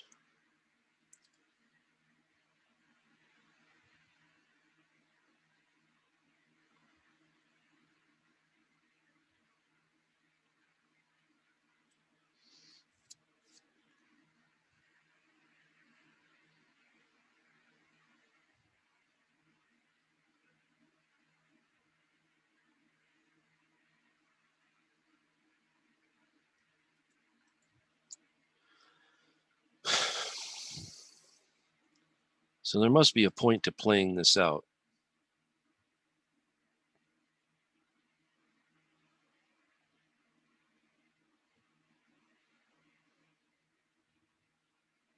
Again, farming here.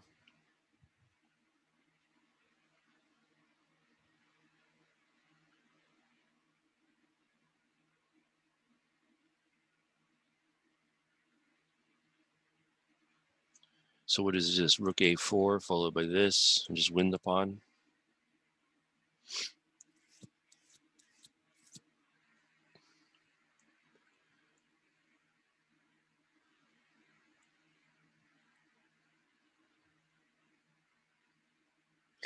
Might even have like a premature e5, knight to d5, bishop d7, trying to kick the rook away. So rook a4 makes some sense.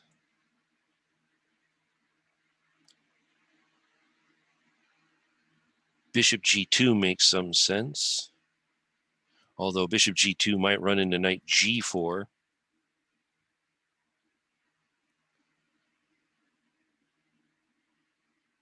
So maybe queen f4, threatening e5.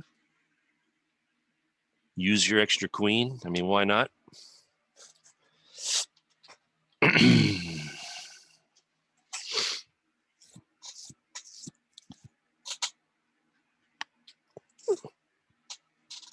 All right, so he's also going for e5, but not allowing knight g4. So this is all very scientific.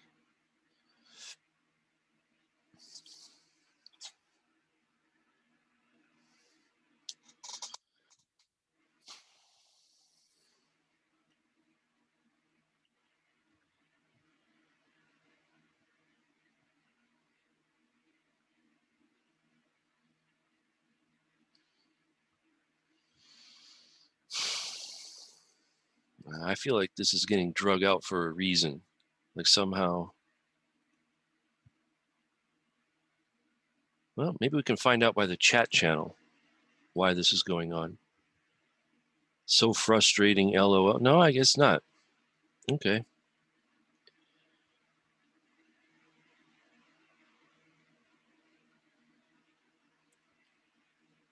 So it looks like it'll be Zaymaster versus Pukul in the last round.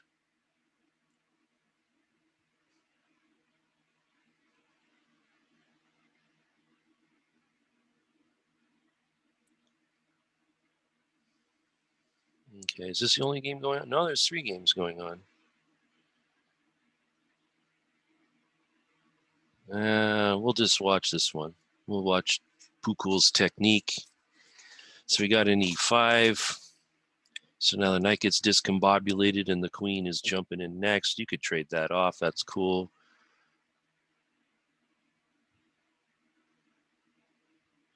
Yeah. Simple and good. So you can go queen e4, trying to farm on f5. You can go queen d5, try to farm on f7. You can go queen c6, misplace the rook, and again collect your a5 donut. He has a bunch of choices here.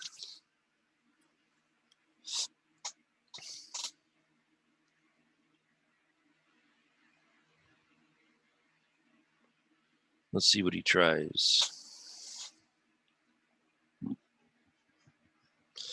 Yeah, he also had queen to d5, rook f8, queen d7 with a fork on e7 and b5. So he had that.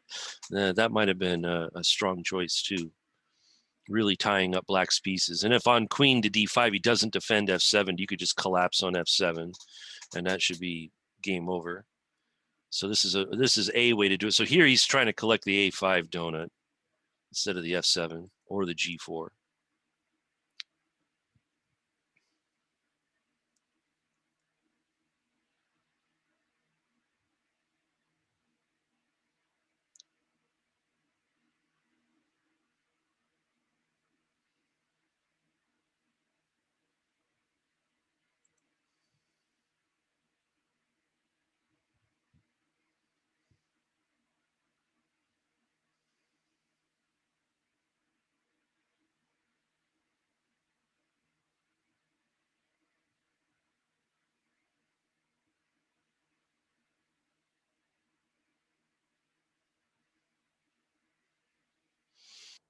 Okay.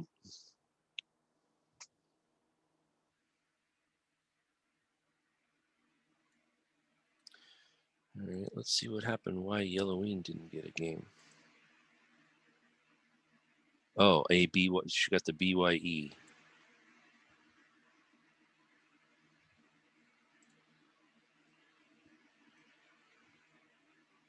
Looks like Taran is about to win.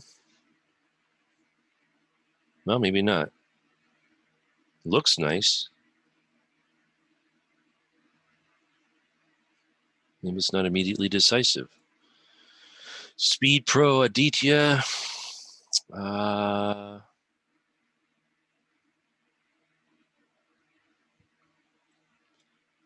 Yeah. All right. Well, let's just stick with this. Okay, so he gets what he wants, and now it threatens here.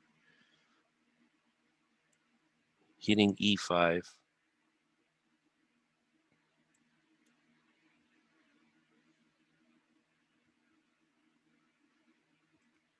Could re-centralize.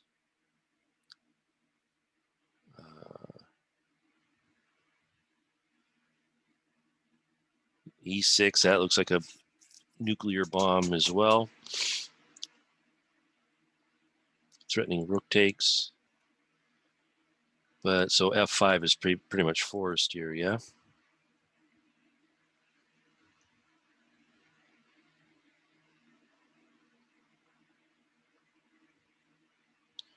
F5, then rook A7, and then king F8, and then rook takes bishop, and then king takes rook, and then queen C7 check, and that should be resigns too.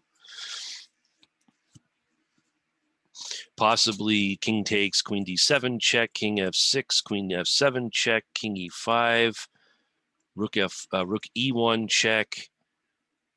King goes back to the D file, and queen D7 is mate. Okay, so if F5, I guess black gets forcibly mated, it looks like.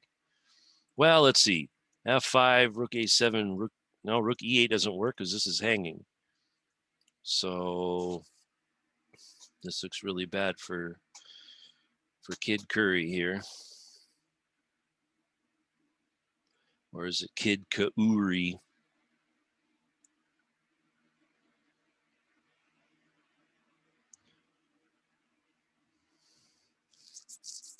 Yeah, at least he's giving it a think.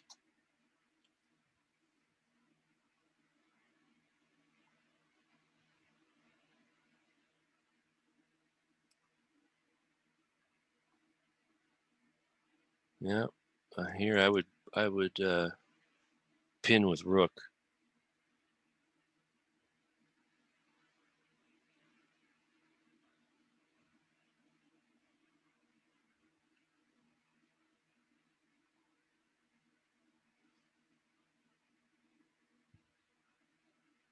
Pin with rook, take with rook, check with queen, or check with queen, depending on what you want out of life. If you want an extra rook, you'll check here. If you want the king, you will check here. Your choice. But first, you have to pin him.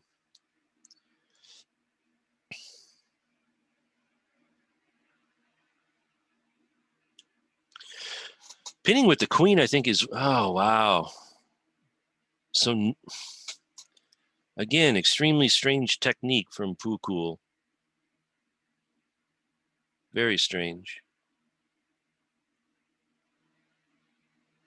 I'll watch he resigns here. No, he doesn't resign. So here, yeah. But again, I mean, he had all these advantages without all this. You could check here.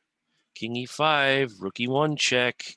King goes to the D file. Queen D7's mate. So he has mate on the board here. Mate in 3. Oh, he found it. Look at that. So maybe rook takes C5 was the best move, but black didn't have to take on C5. Black could have done something else. Rook E1 check. Looks good. He found it. Oh, but he can go here, though.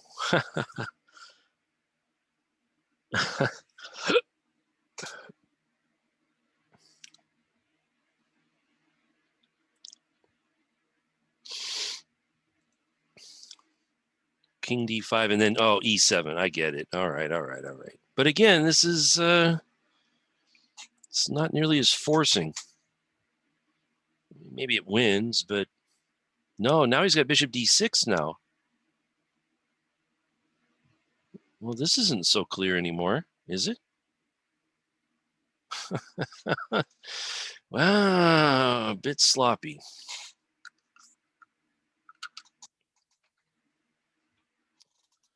a lot sloppy.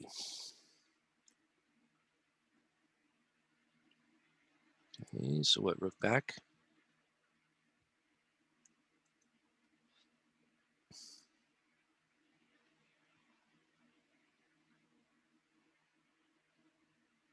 Yeah, okay. I guess this wins in any case, but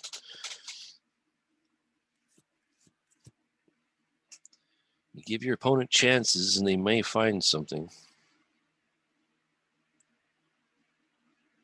Maybe even has rook h7 is a miracle move. Queens, and then rook takes queen, and this rook's protected. No, then queen takes. Okay, no, I guess this wins in all cases. Just very convoluted. Yeah, here you could just promote.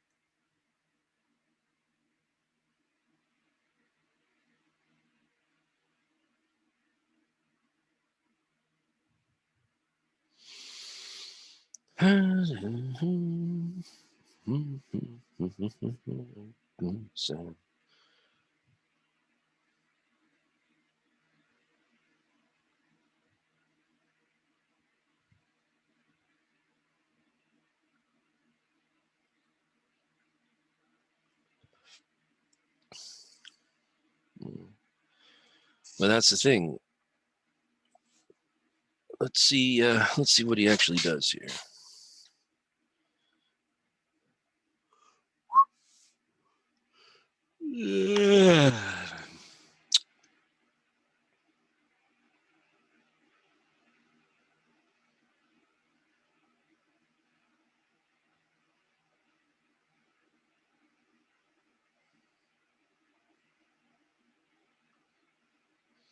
All right, let's see if the other games are over. Nope, they're still playing.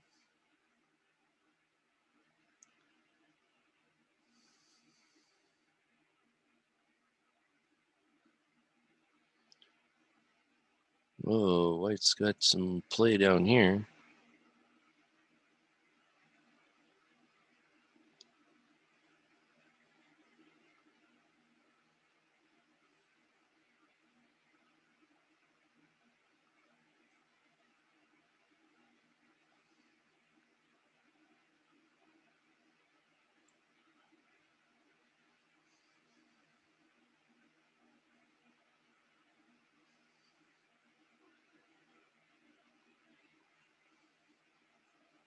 No development.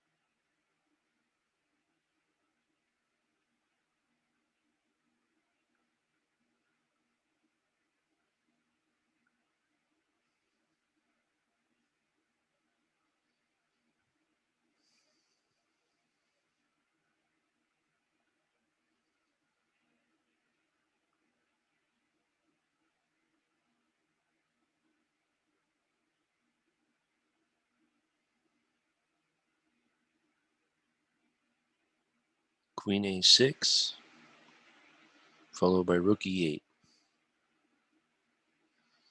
Queen to a6, king to b8, rook to e8. Missed that too.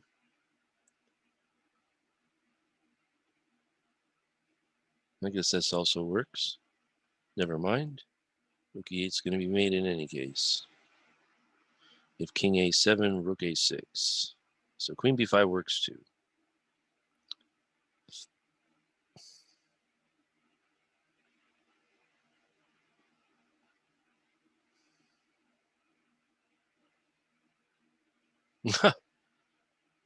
Temporarily found a defense. So here, rook e8, king a7, queen b8 wins a rook, but does not mate. So again, Finds a move that works, but finds a move that's slower. The fastest equals bestest. So whatever the fastest win, that's the best move to play. Anything else is slightly worse, at least. So queen b8 picks up a rook. Let's see. Oh, he doesn't find that move either. So what's this?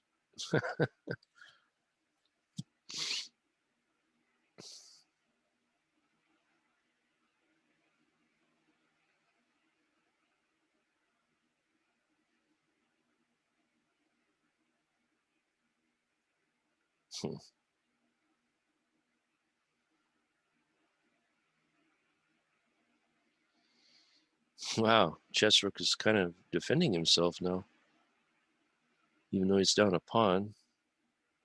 The white king doesn't look super wonderful here on the f file.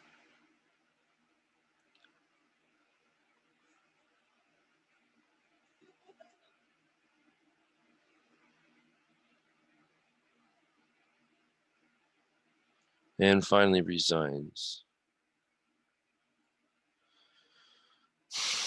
Okay, so here, yeah, so the case of, wow, move 37, and these pieces haven't even moved. Sveshnikov.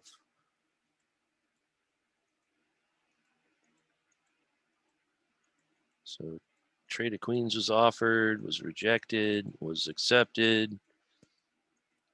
So black even castled queenside in a Sveshnikov, which is not easy to accomplish.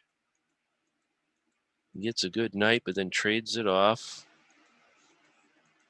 Wins a pawn, and has to give it back, then wins a pawn, gives it back again. Okay, and yeah, now black has, on move 38, still has the problem of getting these guys into the game. So probably white has the advantage here.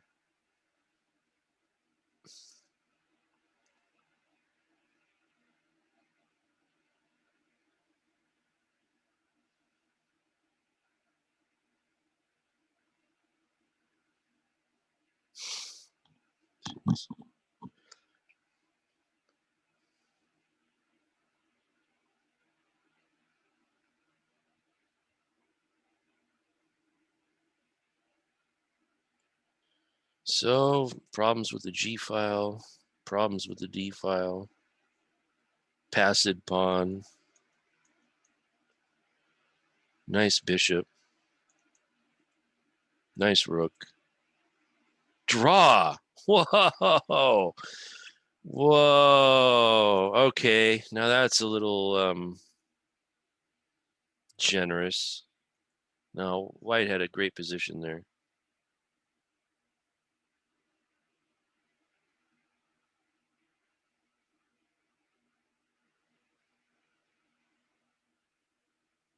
Oh, listen to you talking. Come on, man. Wow, Chesrook really did defend that position. Now it just.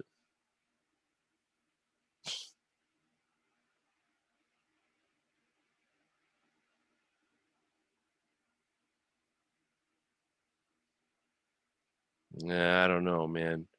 Both of these draws were extremely unusual.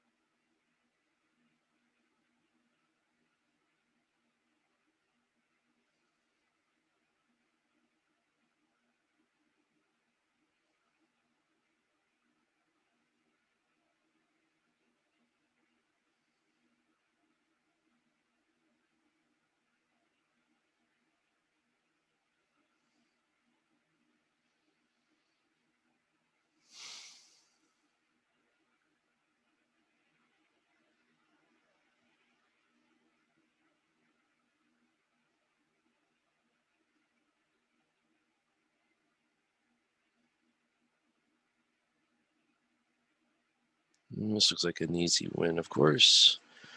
So I'm going to take a little break.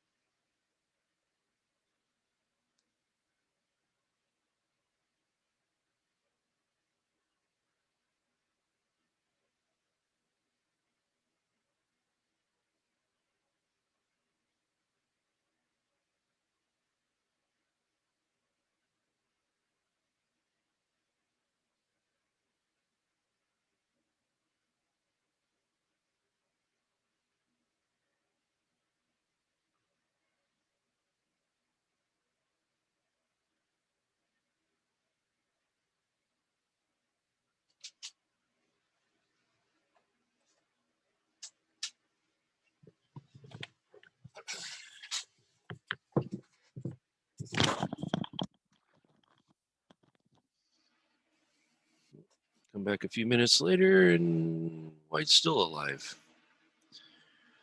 Very interesting technique on black's part.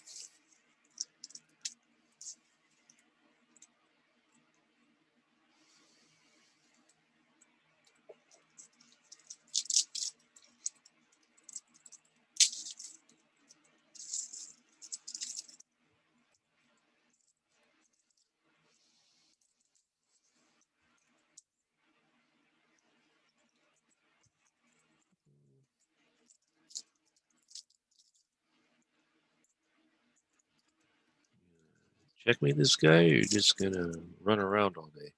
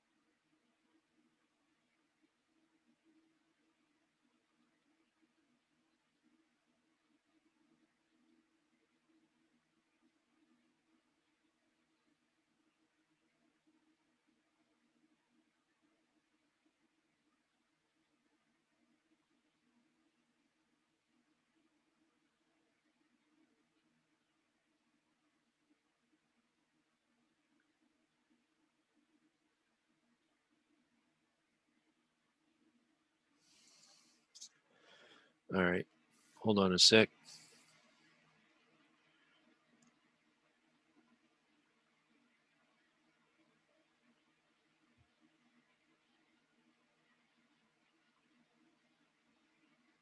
Jeez, okay. Round 4, 2 minutes.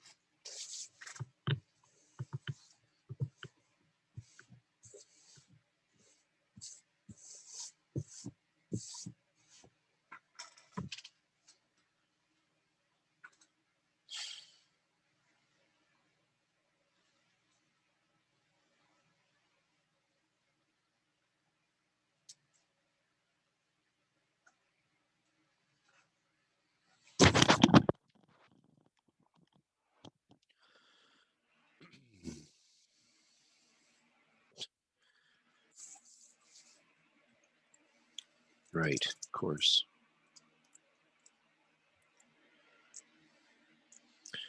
All right, so the final round coming up here. It'll be Pukul versus Zaymaster for the championship. Elmer Pink Animals has a slight shot. Of course, if he wins his last round and they draw. Kid Curry, now everyone else is out. So everyone else is playing for second place, I guess. Or I'm sorry, third place.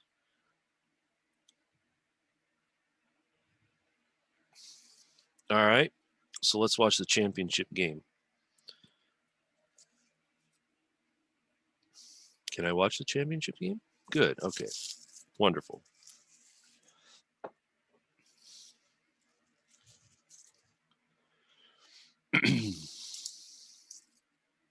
Okay, so King's Indian. Pukul is a King's Indian addict. Plays it with white, plays it with black. Lots of players fit this description. Nothing wrong with that. Very hard to surprise people like this in the opening.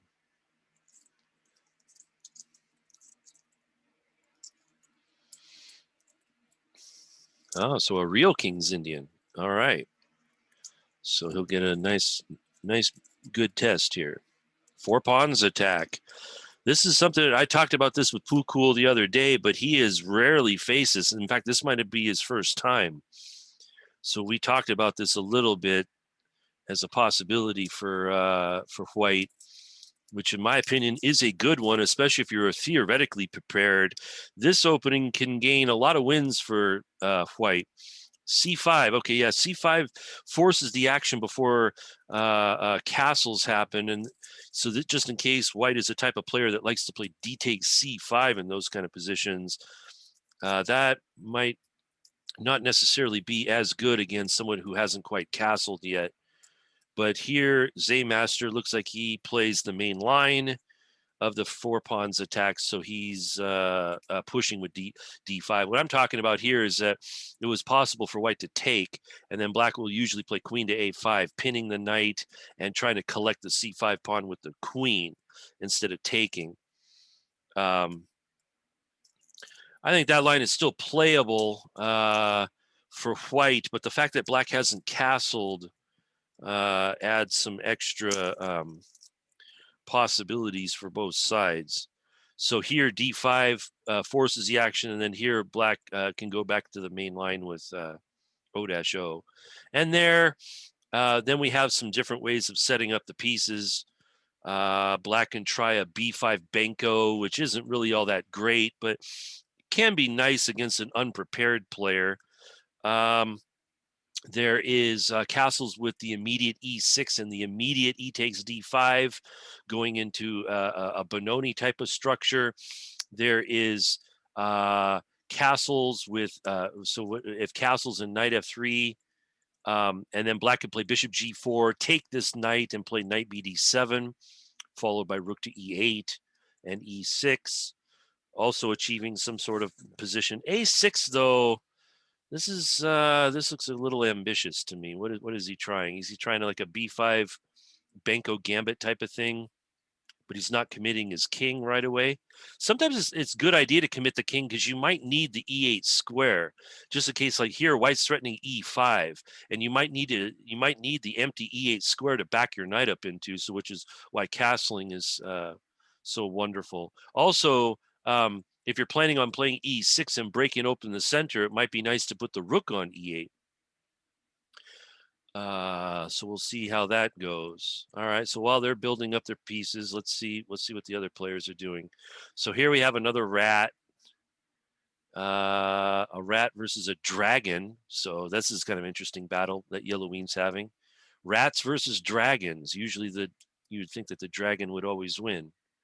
Bishop D7. Okay, this is completely new and different. Yeah, in fact, white might have even had a really quick E5 there. Super quick. Maybe it's not even going away. But yeah, this is not the ideal placement. So this lets me know that Pukul has never actually faced this line, and he's just inventing something as he goes. Which, I mean, that might work. All right, so what happened here? So here, Arctic Whale actually castled this time. This looks like another queen pawn game. Some sort of queen's gambit declined where the knight went to h7 really quickly. Let's see how that. So we got misplaced pieces on mainline openings. Bishop d7, h6 again with this h6. What is this h6? So a normal queen's gambit declined, but with this thrown in really early, knight b6 again. They love knight b6.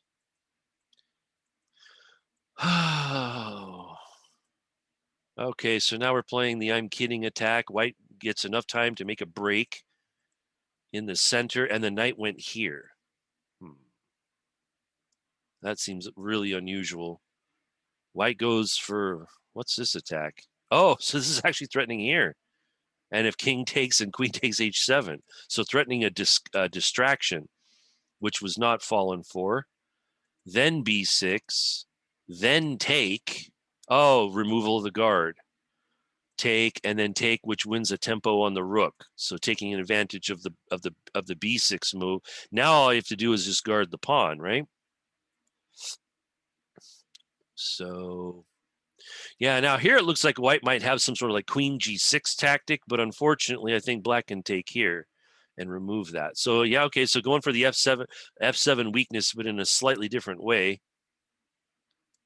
This still will need to be defended. So what? Rook a d1. Take first. Well, that does activate the rook. I don't know if white wanted to activate black's rook for them, but does not take with the rook. Okay, so now the rook is really badly placed on b8 temporarily. I would say rook a d1 is probably a good move. Let's defend Delroy here. Why not?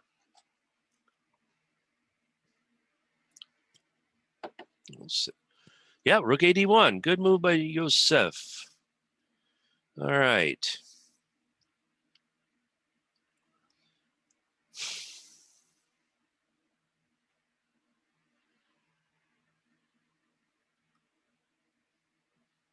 All right, so Yosef's up a pawn.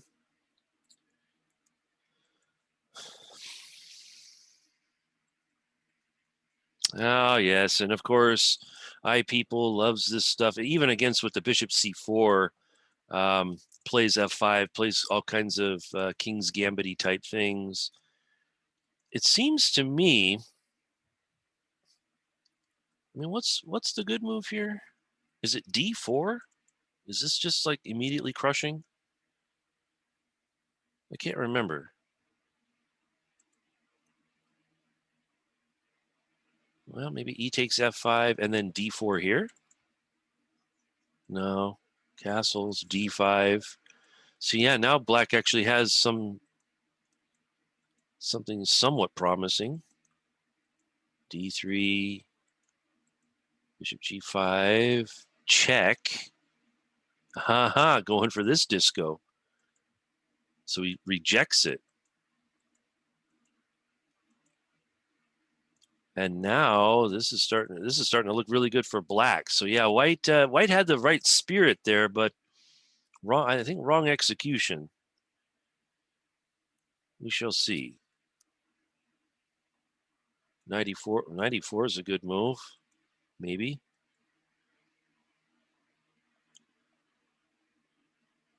Queen h5, pawn f4, knight g4 looks extra special. I know, he goes for this, yeah. Now the threat is mate and the bishop. So that's why I was suggesting f4 here for white. But then knight g4 looks awfully good for black. Threatening mate again, but also doing some double attack action on the f5 pawn once the knight moves. This bishop can always back up if you need to. Yep, and now knight g4 ought to win, in my opinion.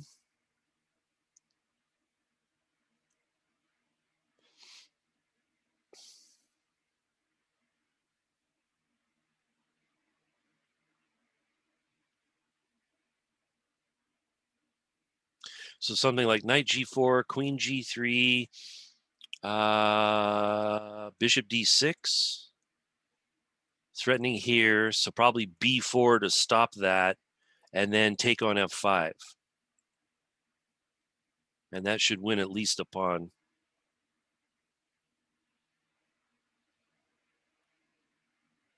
With an overwhelming position, it looks like.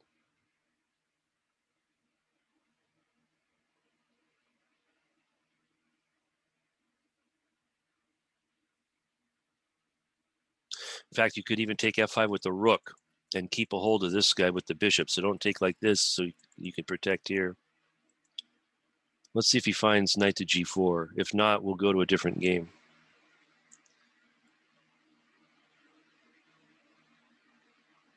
Wow, black actually survived to an endgame. Oh, wow. Okay, so you have to collect the bishop on g6, and you also have to protect your queen. So protects the queen, but now white gets a chance to just run away with the bishop.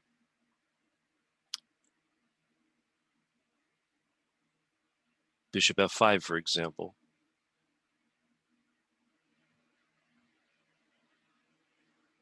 What happened? Bishop takes f5. What? I don't get it. Queen takes, then knight g4. Is that the point?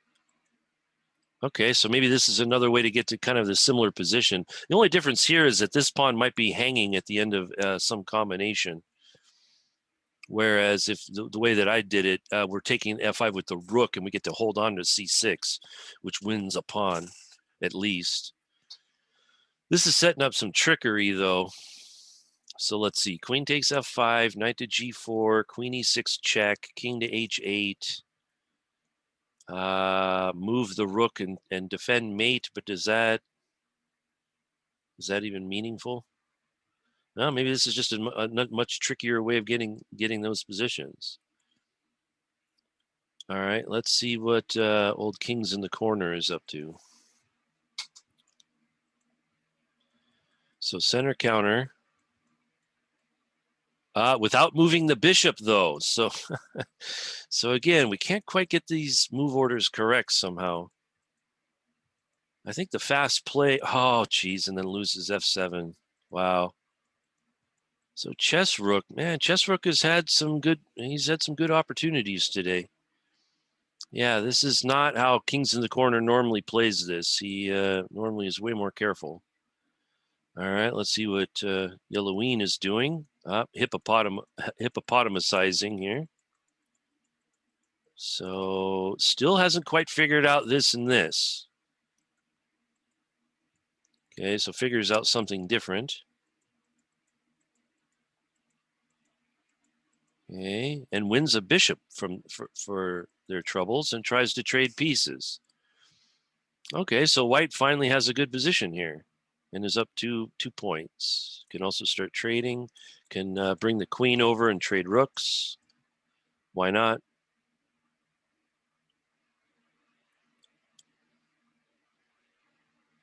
Yay, okay. That should be fairly good. So let's see. Okay, so this is the 4 pawns attack with bishop to d7. White did not take this pawn though, or play e5, which I think has got to be wrong. Like even here, probably playing e5 is probably correct. Okay, so I guess it could just save e5. One of the points is that e5 might even be threatening e6 in some cases, especially with this battery. You weaken g6, and you might actually have some sort of checkmating type of thing. E5, DE, FE, knight to G4, E6, F takes E, bishop takes check, pawn takes, queen takes check, king to F8, and not only can white win the knight back on G4, but could also castle and utilize the F file, and could also play knight to G5 and try to utilize the F7 square, something like that. I mean, looks pretty like borderline crushing for white. Let's see what white. Let's see what white comes up with here. So so queen b2, king h7, and now like rook takes f8, rook takes f8, rook f1 should be pretty simple win, or at least a position that's easy to play. Okay, so the attacker tried to attack.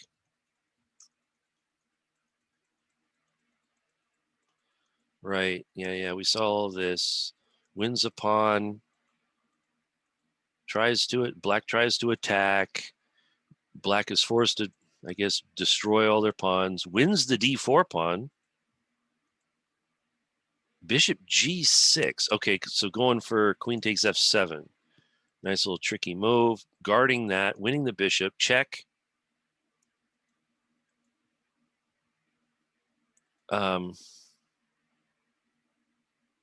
Right, and then has to save the queen. So black would like to take here, but this is hanging, unfortunately. So gets the queen out of play, puts the bishop on f5, goes for the counter attack. Give me the rook, let's trade queens, or give me this. So you have to trade queens, wins a pawn, defends a pawn. So black does have 3 pawns for the piece. Is it enough, though?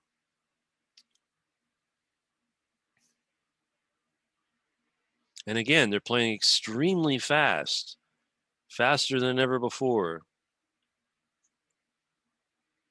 All right, let's see how his attack proceeded. So he went for this bishop takes f5. It was captured, knight to g4, queen e6. So we took a look at this, and yeah, and then here I said move the rook, and I thought it was a little bit unclear. So move the rook happened. Check here, check here, check here, and then at the very least the rook can be captured. It wasn't. This is a bad move because you can actually take with the rook. So, and then this almost wins the queen, except for here. And then this move. And then we have this exciting position where Neil has an extra piece, but his king is massively exposed. Although people didn't quite play this right. I have a feeling. All right, so knight d2 maybe. Well, we need some threats. Queen here.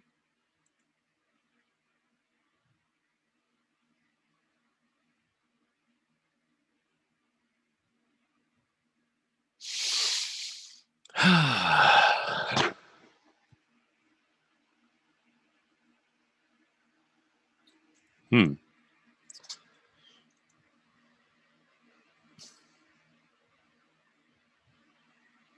Wow. And white still hasn't played e5. I mean, that's like, thematic and good. So what's this one? Exchange down ending. He does have an eternal knight on d5 now, which is good. So that's all right. Yellowing is still up a piece. Black's trying to straighten out their pawns, but is down an entire bishop. So yeah, maybe rook takes rook followed by queen f6 is a good infiltration.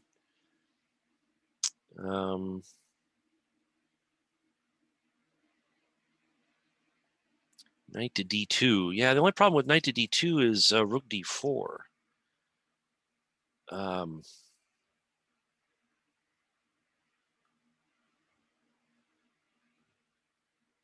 But then maybe queen e2 is played.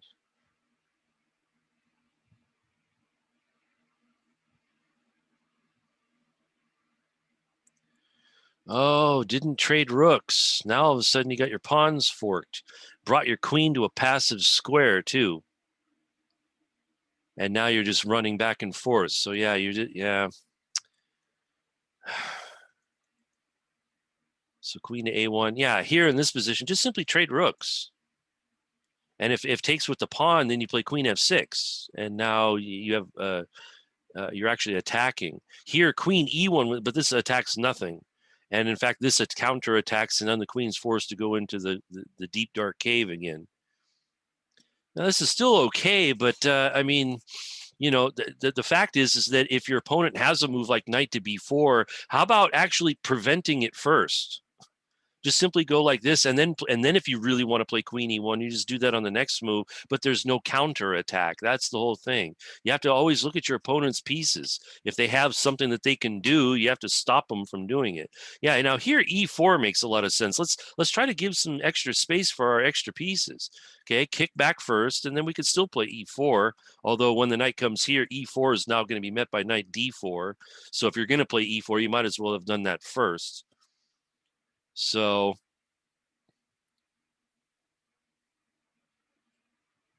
yeah, this is the problem with playing planlessly. If you play planlessly, then your opponent comes up with a plan, and that's why you lose. I mean, it's very simple. You always have to have an idea with your moves. Like here, I mean, all of this, White has been planning e5. White probably could have played this move 8 moves ago, and is delaying this move for as long as possible for a strange reason. Black is actually starting to build up on the queen's side and maybe threatening to break through, something like this. Um, all right, let's see. Did Arctic whale? Wow, an Arctic whale is holding once again. So gone from totally crushed to surviving. How did that happen? So it was up a piece. This rook is way too close, and ended up losing the. Oh man.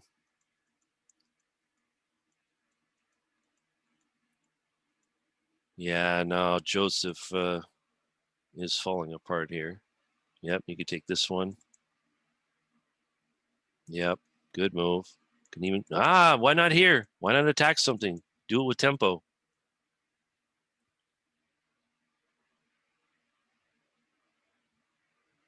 1820.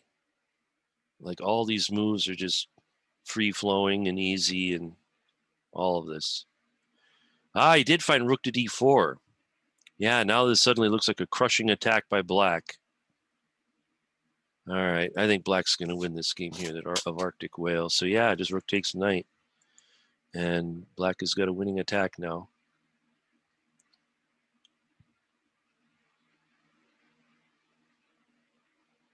Takes with the queen.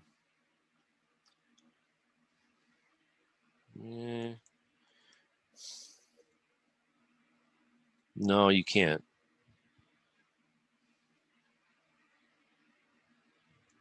Let's check. Use check. We's check. We all check.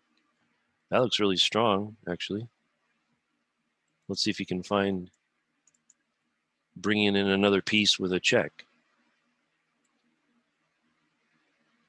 Hey, found it. And then this is going to be mate if you go to a3. So it looks like you have to start throwing pieces away. White should resign here, but I mean, if you're going to play it out, you have to start throwing pieces away.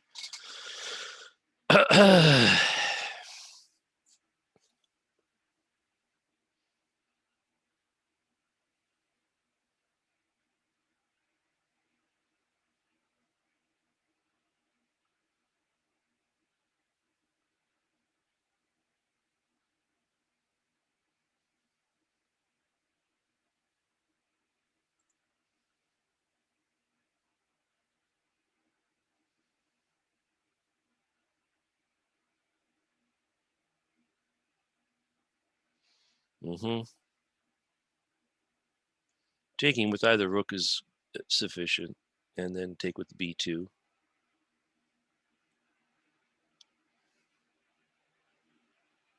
And found it. Okay, very nice.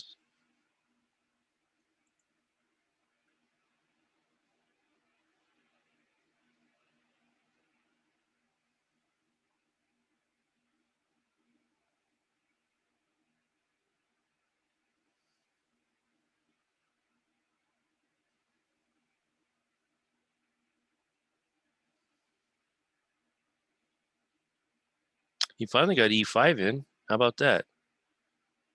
About time.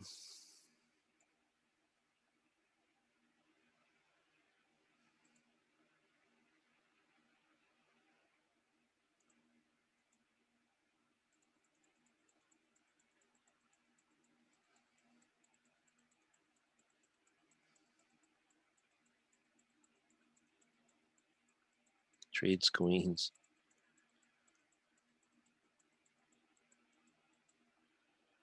Okay. So if he can just get his bishop out, well, that attacks this. However, we can take here.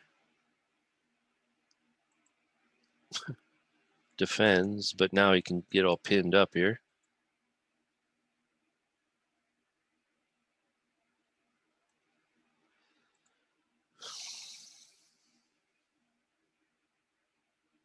Finally got something on e4. Now trades pieces. Okay, only does this now. Not before, but now.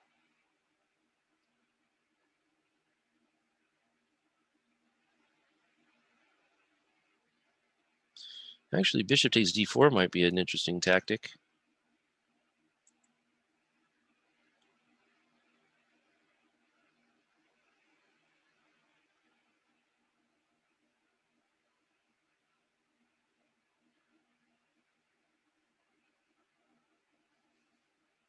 What? It just gives up the c6 pawn.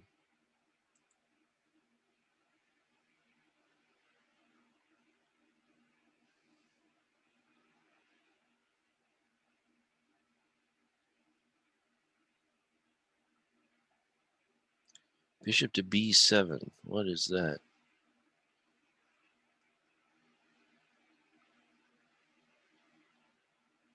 Making room for the king? Is that it?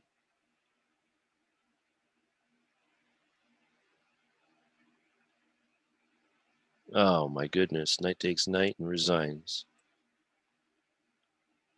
Knight takes knight, protects the queen on e1. Oh, and misses it. Misses it.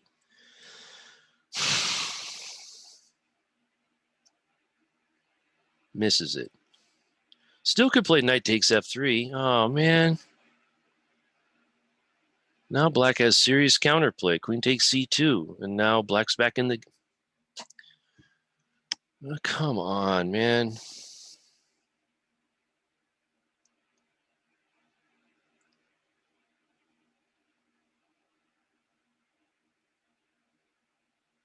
Rook f1. What is rook f1? What is it? Wow.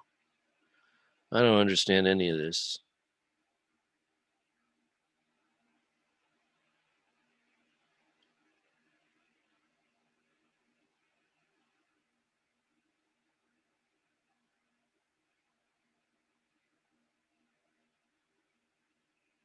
f4. That was your point? Bishop takes d4, loses the rook. f4 is a total blunder here. This whole plan, rook f1 and this, just bishop takes d4, check, and pick up the rook. Yeah, like the worst move on the board here, unfortunately.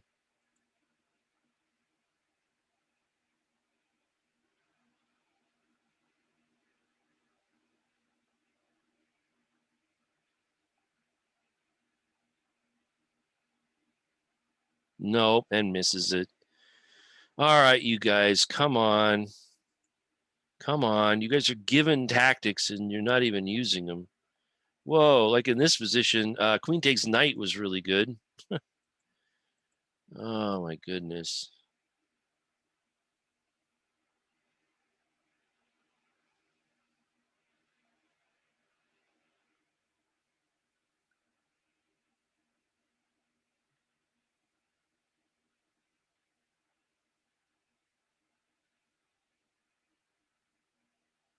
Yeah, but now is you got 4 pawns for the knight.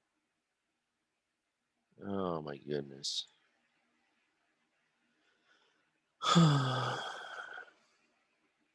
Right. And Zaymaster finally got in at e5. Not trying to get in f5, though, which is kind of weird.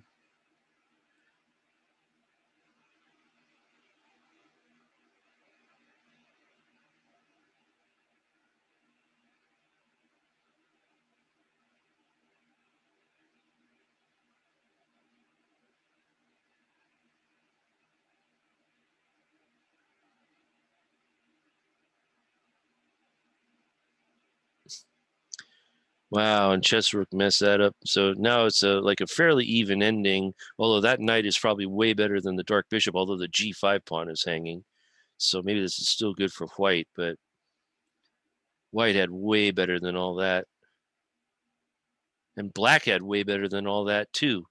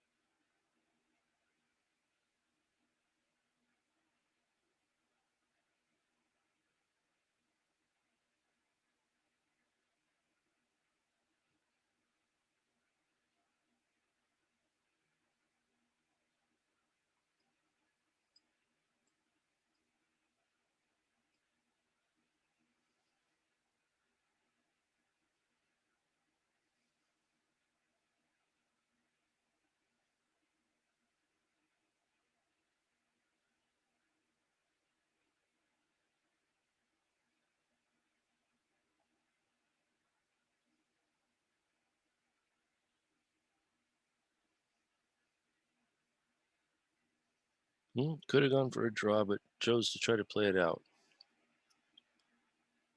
And actually did play f5 there.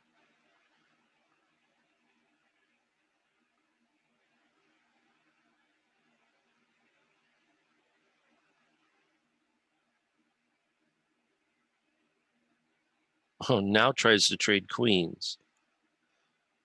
I don't know about that. That looks like a strong move, maybe. Because then king h4 and now queen here might be a problem. Threatening this and, well, it's not threatening mate. We're actually defending.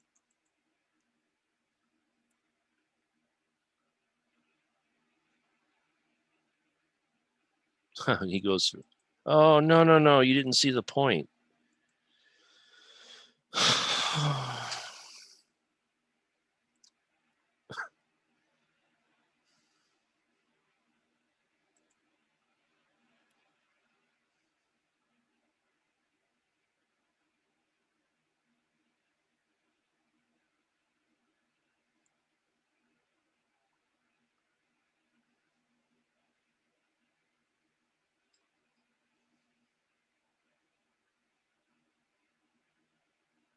Got a good blockade here. Got a good pass pawn here. Got a good pass pawn here. This king's about to walk in.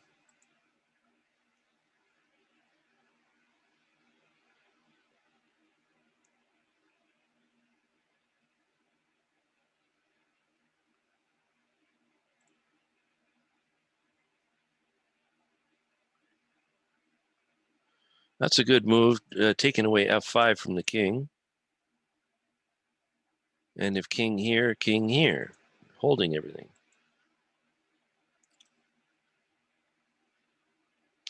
This is still probably pretty good for white, though. White can blockade the pawns and maybe force some sort of zugzwang.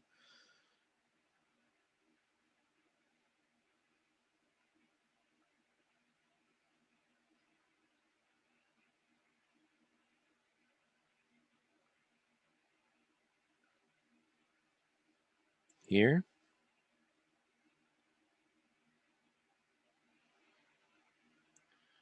Yeah, white probably has the edge here, in spite of the fact that black's got two mobile passed pawns. Once he plays bishop here and tries to blockade both, maybe we can get the tempos right. And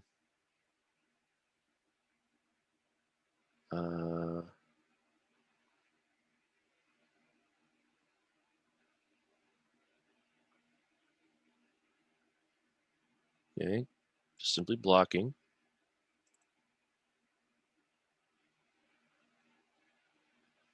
Bishop here. That might be zugzwang. Bishop b4.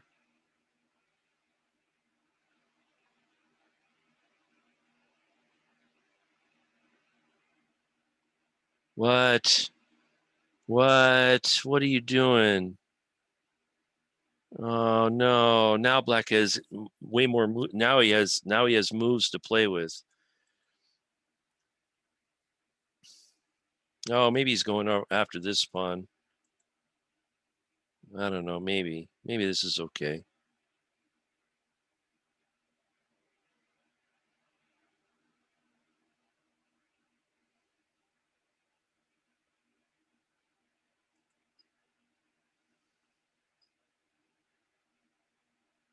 Wow, and Pukul's up two pieces there. How did that happen?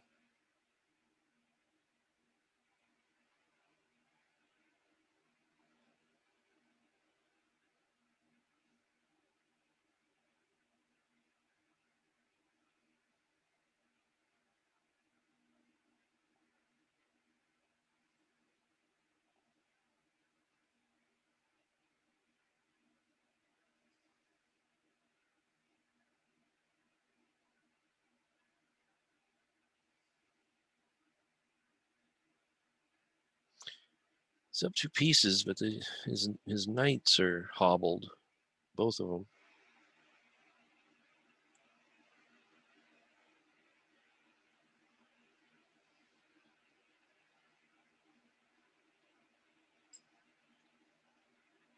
Uh-oh, c4 is about to fall. Oh, but he gets this one, so he picked up c4 in such a way that g7 got taken. Now it's an easy draw. Nice little save there, I guess. King's in the corner.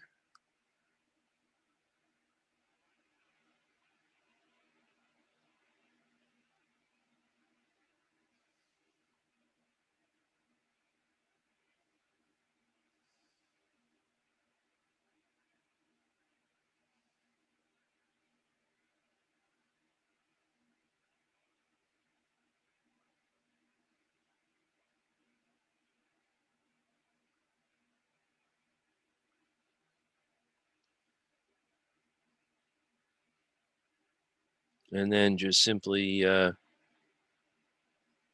knight here, yeah, and draw. Very nice.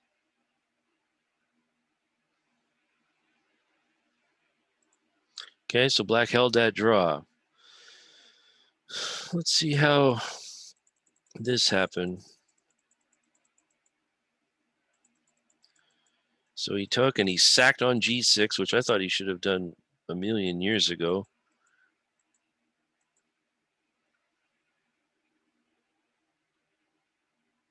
Cuts off the bishop.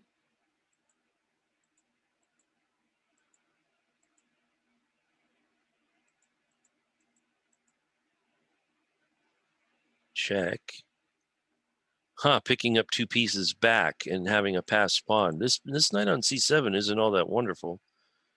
Black might have some easy like draw if they want.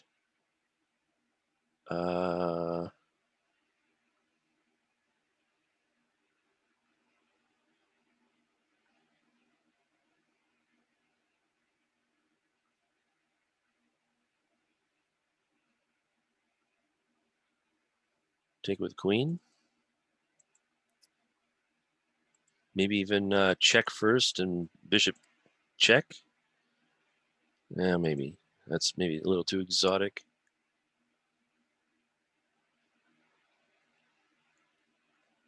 Just queen takes, though, ought to be decisive.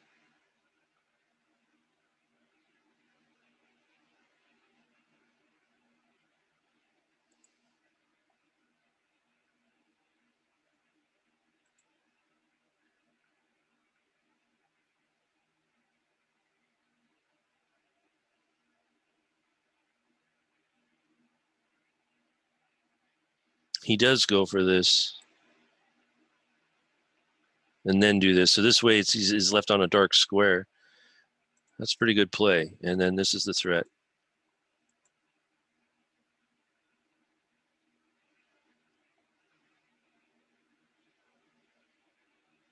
Hitting here.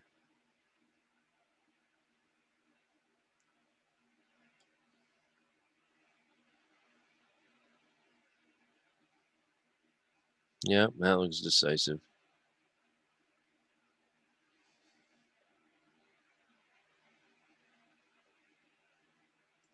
Check him here and then check him here.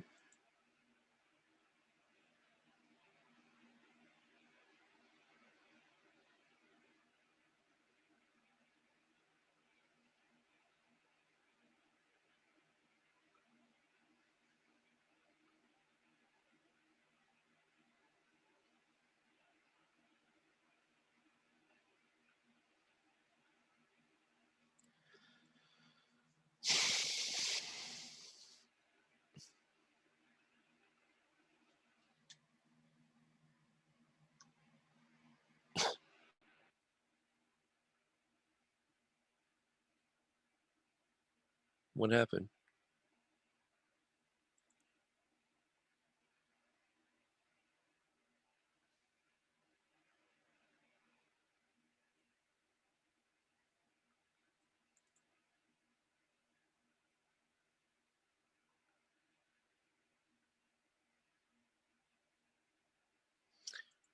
Trade of queens?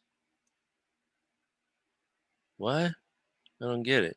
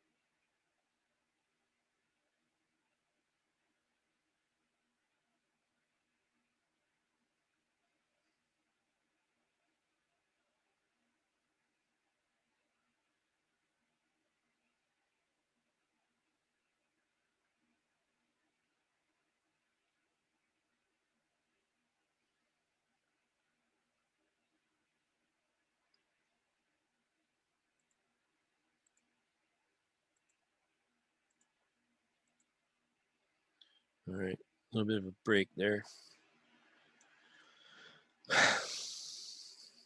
And techniquing our way to victory.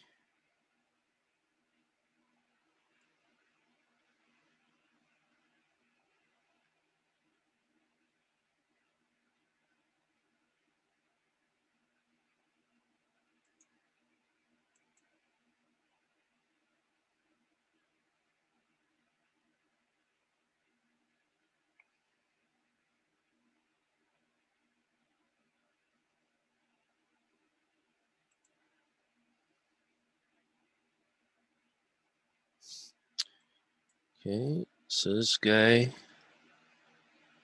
ended up getting second. I people got third due to tie breaks. Good job, I people. Arctic Whale scored 3. Kings in his corner scored 2. What? Oh yeah, that was the draw. Okay, right. Of course, 2. Yellowwing scored. Wow, didn't win a game.